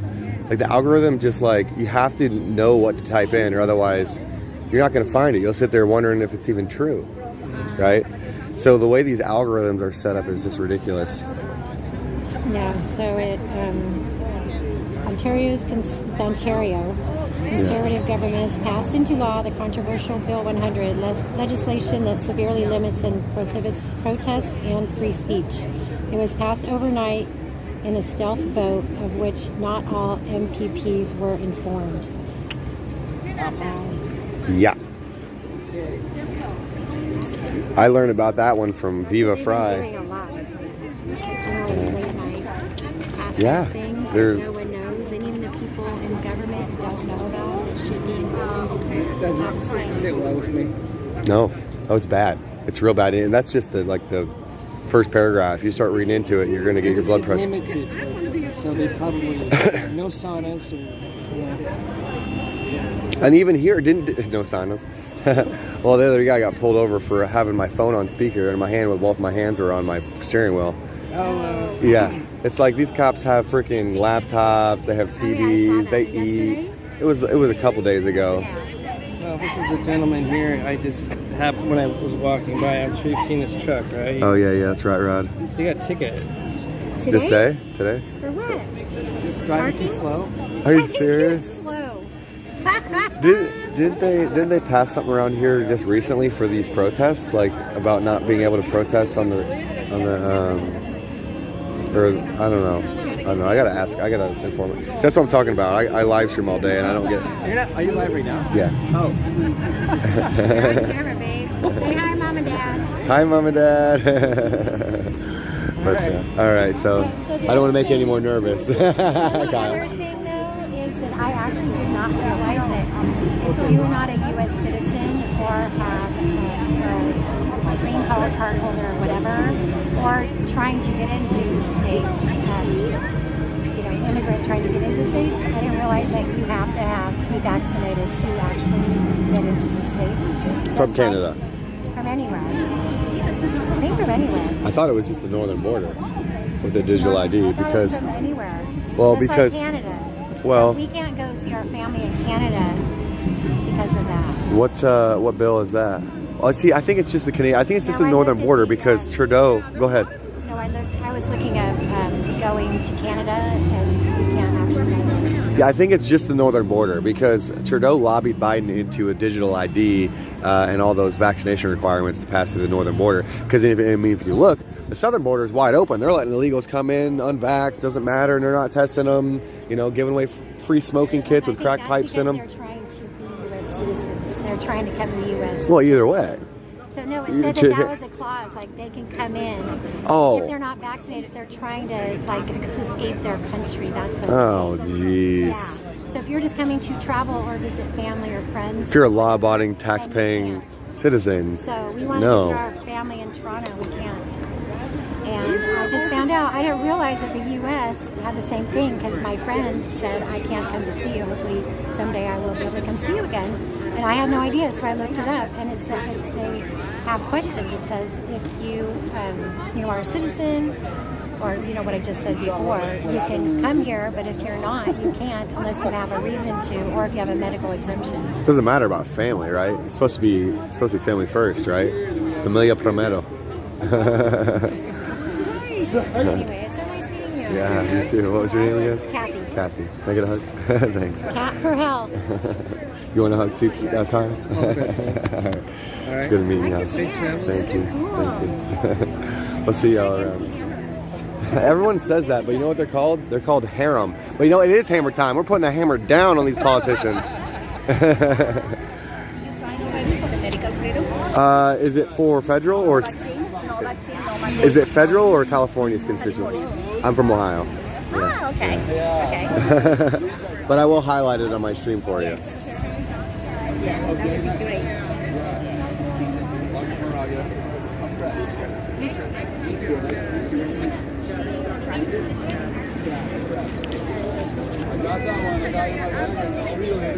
All right. Let's go find Lori. So she carpooled with me today. So,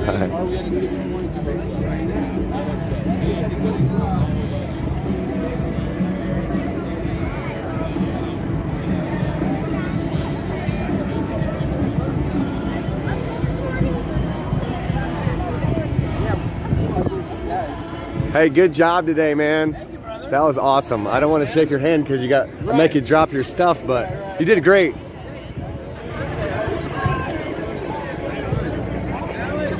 Hey, Ron. That's right. V is for victory. V is for victory. I was talking to Chris about that. We're happy. Can I get a high five? Taking it back.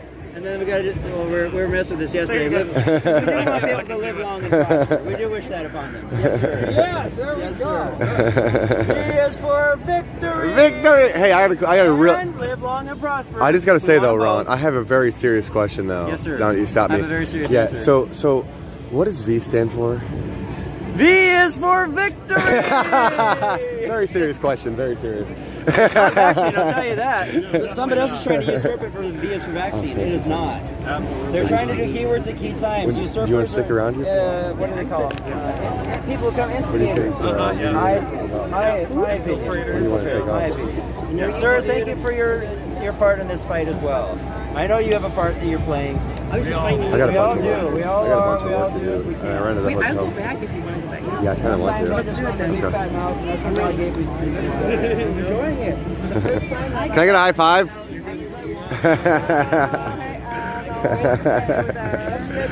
I saw you recording the scuffle yesterday. I saw you recording the scuffle yesterday. What was the name? I'm gonna post something. What? It was dog friendly. What was it called? I love it. What? Thank you. Oh, Thank you. yeah, never mind. I don't even read where he's at. Yeah. I'll text it to you if you need to know. Okay. Yeah. No, that's all good. Where's Eddie at? No idea. I haven't even seen him. Do you remember where we parked? Right down there. Oh yeah, straight down, huh? We got a pretty good spot. Oh, did you? Yeah, went back and got water. Sat in there and charged my phone for a little bit.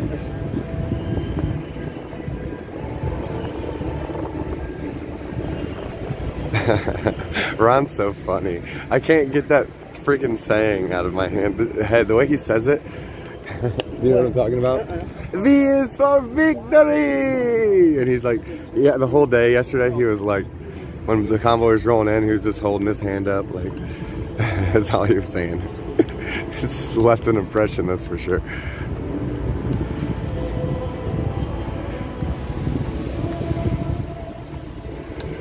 He had me laughing. I'm sorry, I'm texting. No, it's okay. Deb says, V is for victory!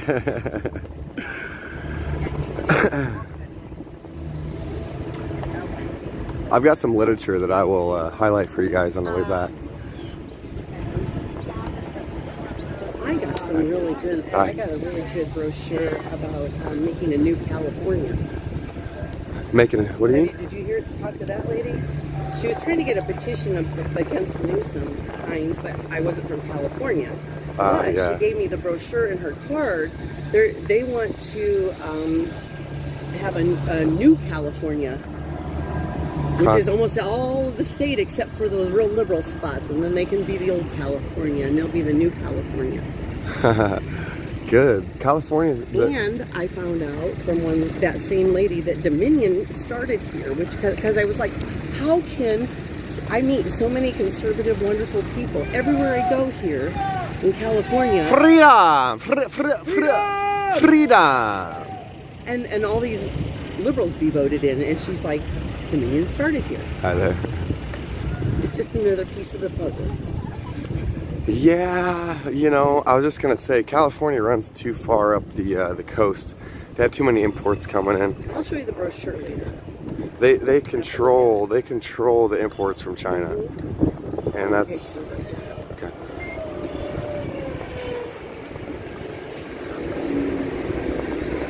That's the biggest thing in my eyes is where's the money coming from?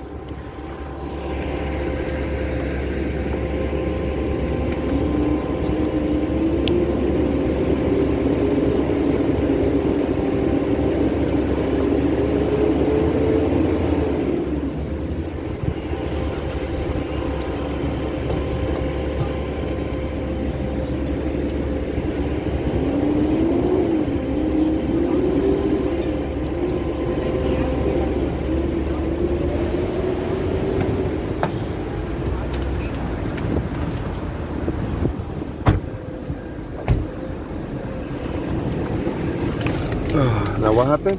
There was a guy, one of the workers, and he was on the side of the road here. And they started talking. Hotter here. Anyway, and then he was like, "Oh, are you from the People's Convoy?" I'm like, "Yeah." So I was telling him where to find us, .org, you know. And then I'm like, and I gave, "Can I give you a hug?" You know, I gave him a big old hug, and he's like, he supported us. I've been giving away lots of hugs. Yeah, me too. Not only because other people need them, but because we need them too. Oh, jeez, yeah.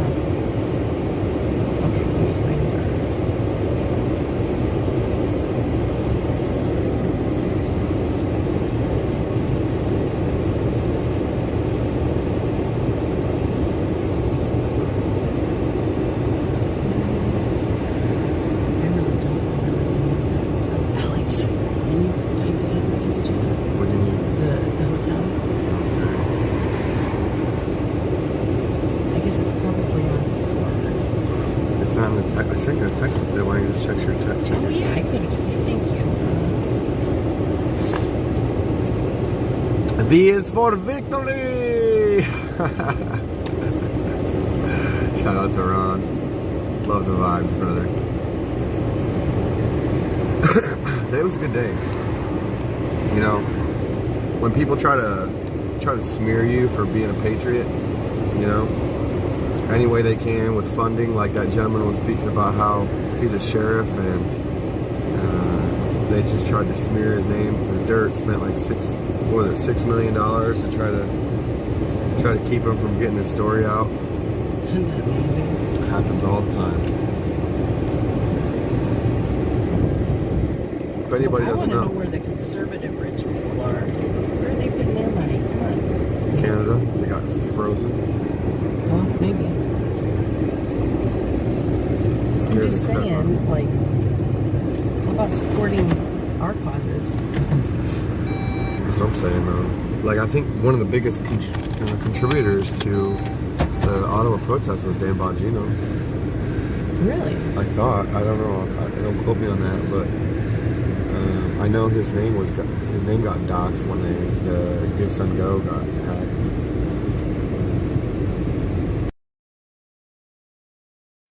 There are some. That's why I do these. A lot of them get afraid though. These blasts to like businesses and. That guy right there. He's the one that I was talking to.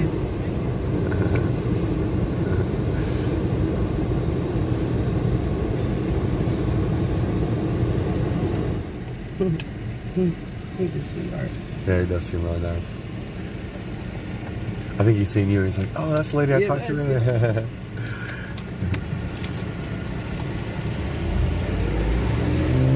Peace!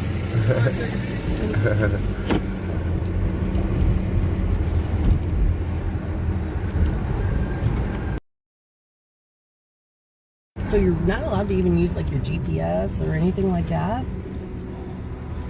while you're driving? Is that technically to take your like when I go like this? According to their code, not our freedom of. I was just thinking of being secure in our persons, places, and beings. I mean, how am I supposed to find my way if I'm not looking down at this thing every once in a while? You know.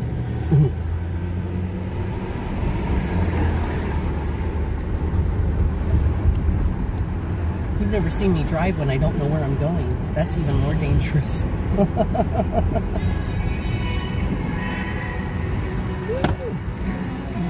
You know, I thought about getting some Velcro for my inverter and just like slapping it up here.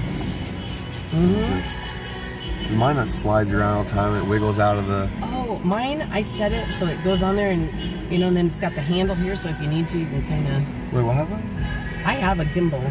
And I put my phone there, but then it overheated when we were in the desert. I would rather have something like yours where it sticks up there.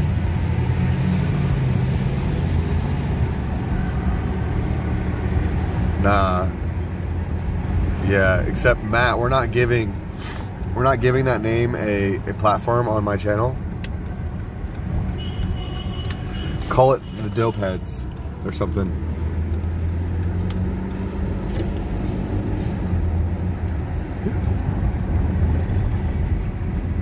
We're gonna go ahead and get rid of that.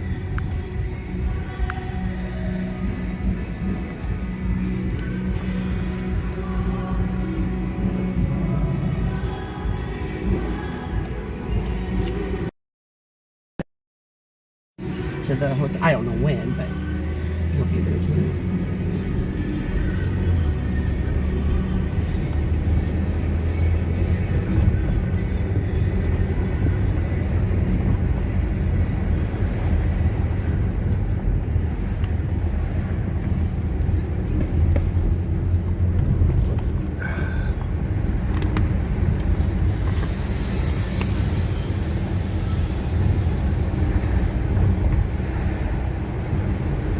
Pretty down here, I think.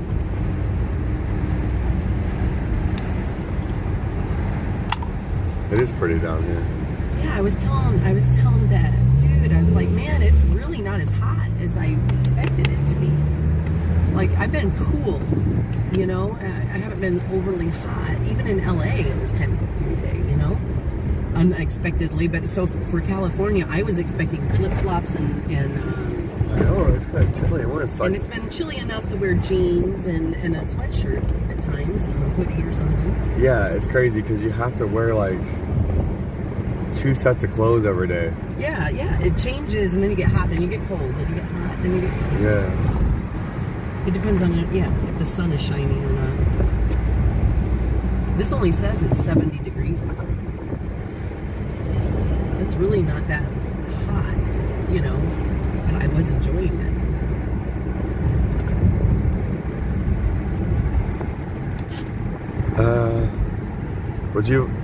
Would everybody in my chat vote for Trump in 2024? I probably would. I would. Although I do have my issues with him. Yeah, me too. Nobody's fucking perfect. Nobody's perfect. Okay, right. Next one. No. Oh, you're right. You know your GPS better than me. You say, don't confuse me. Yeah, sorry. Oh, now here's the That's my bad. freaking homeless. That sucks.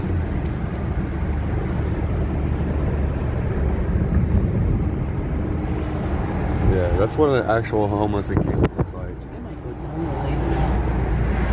Why?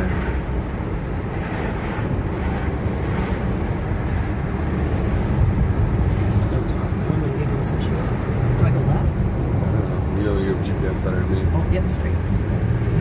Don't sit now. You're like, no help at all. I think I don't know because I don't use iPhones. Oh, you're smart.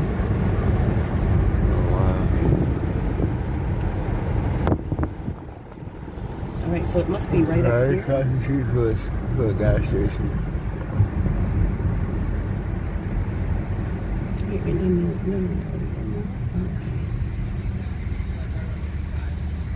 Merge onto 80 East. Okay, where's 80 East? 16th.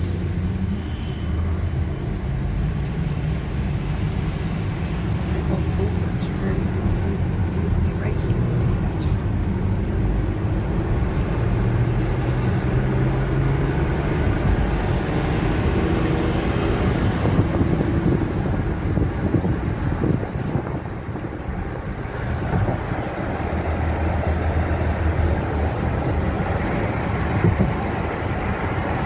I got that from a kid in, a young guy in Tennessee. He had come with his mom to see the convoy. He was carrying that thing around all day, or all night, and then he handed it to me, so I put it up here.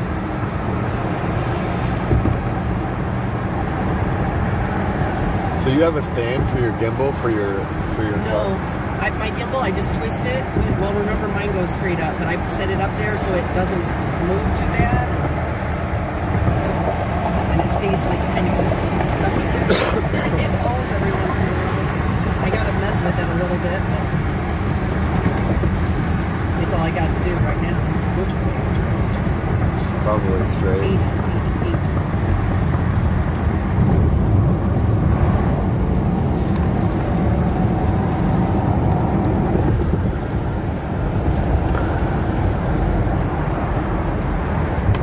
V is for victory! Freedom!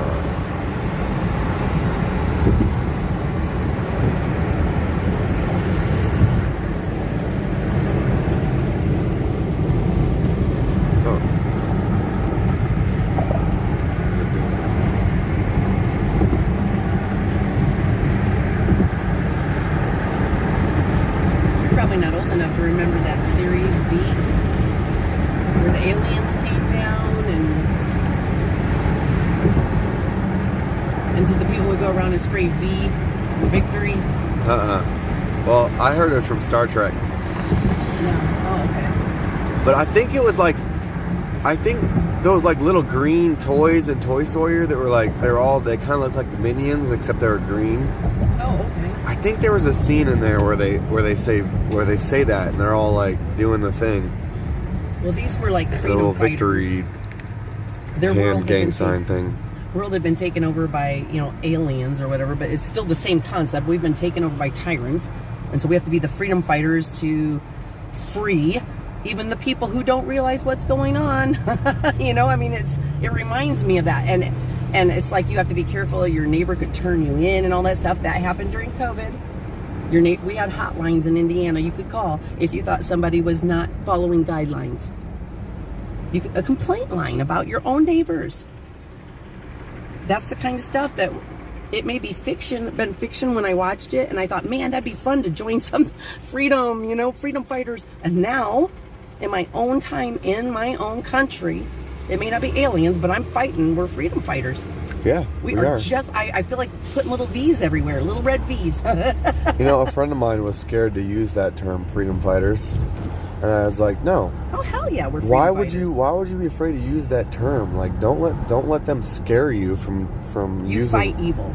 Because that's what they use. They use the term freedom. The reason why freedom fighters kind of blew up is because that's what Trump said, and they tried to use that. You're fighting. They tried to use that as an incitement to violence. They can say whatever they want. You fight tyranny, you fight evil, you fight sexualizing children. You don't just sit there and love it and accept it and let it go on. Not all fighting is done with fists either. No, it's not. And like I say, like, you know, you go through mental battles every day. Because you go through mental battles, does that mean you have a physical battle in your mind? No, it's a mental battle. It is, yeah. And this is as a freedom fighter, we are fighting a war on a legislative front. And in our society. And a religious front. In the churches have been infiltrated, dude. Same with the military. Yeah, it's everywhere. There's nowhere to escape. There's nowhere to hide. There's nowhere to run. That fight and flight. What we need to let them know is there's nowhere to run anymore. Even if you hide in your home, eventually they'll come for you. And if you don't stand up with the people who are standing up now, we'll be gone. We'll be gone, and you will have nobody to defend you when they come to your home. So, I mean, you know, you just can't hide from this anymore. It's that bad. Yeah, even high schoolers are talking about it. Preschoolers are talking about it. It's just that bad. It's like they're out to win. People don't have time for video games or anything anymore. They got politics in their mind. Well, I mean, the other side is they will tell you, the actual people, like, that are fighting for all these things that we're opposing. They are dedicated. They live, eat, breathe, crap, what they believe. They live it 100%, and they're all about it. And then, so we can be no less. We can be no less and be effective. You have to get involved and do stuff. And you have to live it. Like we're doing now, maybe not to this extent, everybody, but you have to always be thinking, what can I do today? What can I do today? Is it calling somebody, sending an email, you know, standing up and telling somebody about an organization or about what's going on? But you have to do something every day. You have to live it and think about it all the time, because we're really at that point. I'm sorry, I get on my high horse, but it's true, man. You have to. Well, I was just thinking, like, what bills did they get tabled today? I heard that there was a little bit of success, I think, right? Did you hear anything? No. But I mean, look at it. They're literally trying to kill born babies. Not unborn babies, but born babies. At what point is it too bad? You know? That you have to get up and say something? Well, I think killing babies, who the hell would believe that that's okay? Here's the worst part, in my opinion. The worst part is that we have to address these bills as they go, because the people aren't on record when they vote for them. Make them accountable for that vote? Yeah, if we knew who was voting in what direction, we could just cut the head off the snake, right? But instead, we're having to take a magnifying glass each little scale. Oh yeah, because we have a lot of legislators in Indiana that say they're pro-life, even, you know. And we're not just talking about, like, you know, like what we're talking about in California, but even the pro-life movement. They say they are, but then, you know, they don't ever really vote on it. They never pass anything. There's always excuses. And I know some people in the pro-life community who are just friggin' fed up. They're fed up, and they're really starting to hold them accountable for it. And making sure that everybody who votes knows this person may say they're pro-life, and that's why you're voting for them, but they're not. They're letting you down. And so, you know, I mean, that's just important to know, whether you're pro-life or you're not pro-life. If you are something and you expect that legislator to do things for that, well, then they should not be lying to you about that, whatever your cause is.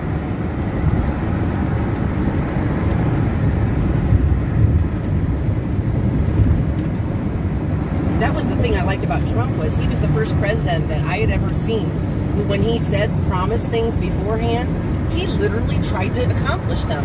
That is true. That was the first time I'd ever seen that in my whole life in politics, ever, with any politician. Not just me. I'm the same way. And that's why I tell everybody on my stream that when I come up with these ideas to do like media blast podcasts and contacting lawyers and attorneys and getting educated and learning about what you can do to fight back and sharing the stories that we need to know to sharpen our tools and calling our senators on our streams, like contacting these podcasters, trying to bridge the younger generations. You know, like I've followed through on all these ideas. Can I give you and your listeners a little tip that we've learned?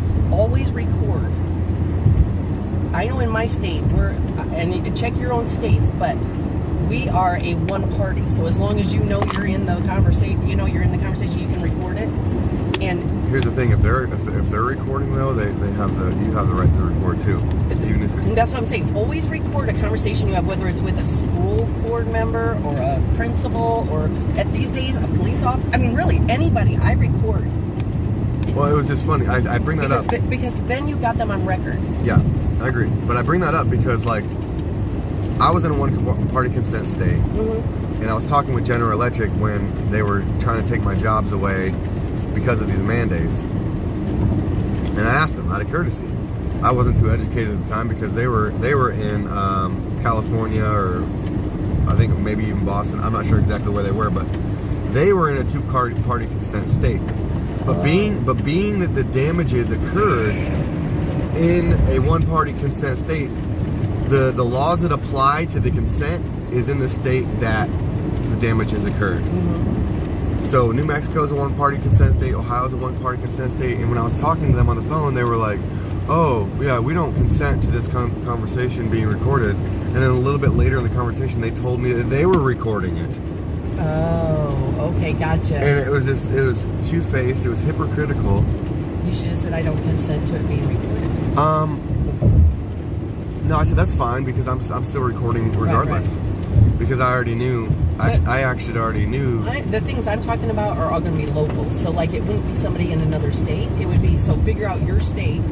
And then if you can, record everything. Because what I found is the politician will tell me one thing to my face. And then when I call them out in public, oh, I didn't say that. I said this. You know, it's like, what? Nuh-uh. So we've done it. And you know what we're doing too? Is we're recording them at meetings and stuff like that. And we're going to, come time for the elections closer, we're going to start putting out little clips of videos and like the faces they make, the eye rolls they make at us when comments are made. This is how they feel about you and if you're this, you know, and things like this. The way they vote, we're putting all that stuff out for voters this year. Good. In my state, in my area. Because we're tired of it. These trolls need to be addressed with how they act. Yeah. Then they can't hide behind a camera and act all goody two-shoes. Yeah, we're going to actually be watching them, and we've got people digging into the bills that they're trying to pass, how they vote, how long it takes them to vote. The people who don't vote right away on something, some of them, they're controlled by somebody. They're trying to figure out which way they are supposed to vote. I mean, there's a lot to it. We're watching them close. So people can be educated voters, not telling them how to vote, but just letting them know, here's what they do, here's what they act, and if you want to vote for them, vote for them. Well, you know, and sometimes, like, again, it's hard to tell what they're doing because half the time they're not voting. Actually, probably closer to like 80 to 90% of the time they're not voting on a record. Right. Actually, maybe even more than that. I don't know. I know that it's kind of rare. So it's probably in the high 90s, maybe even low 90s. There's a lot of bullying that goes on behind the scenes, too, even within the parties. Like, I've talked to GOP members who are trying really hard to actually get things accomplished for we the people in our area. And they get berated. They have been yelled at and cursed at and all kinds of stuff. I mean, and I even know a local politician who said she got bullied because of her vote. You know, she didn't vote the way the party leader wanted her to vote or whatever. And it's like, oops, I'm going to miss this almost. Yeah. But it's just crazy, dude, with the stuff that's going on in both parties.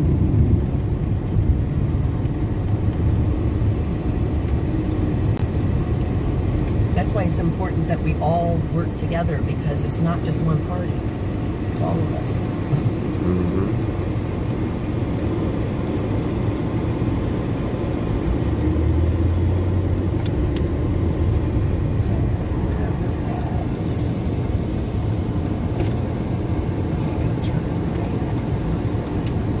Yeah, we're like right there, huh? All right, guys, have a good day. Can I get over his heat? Yeah, I think so.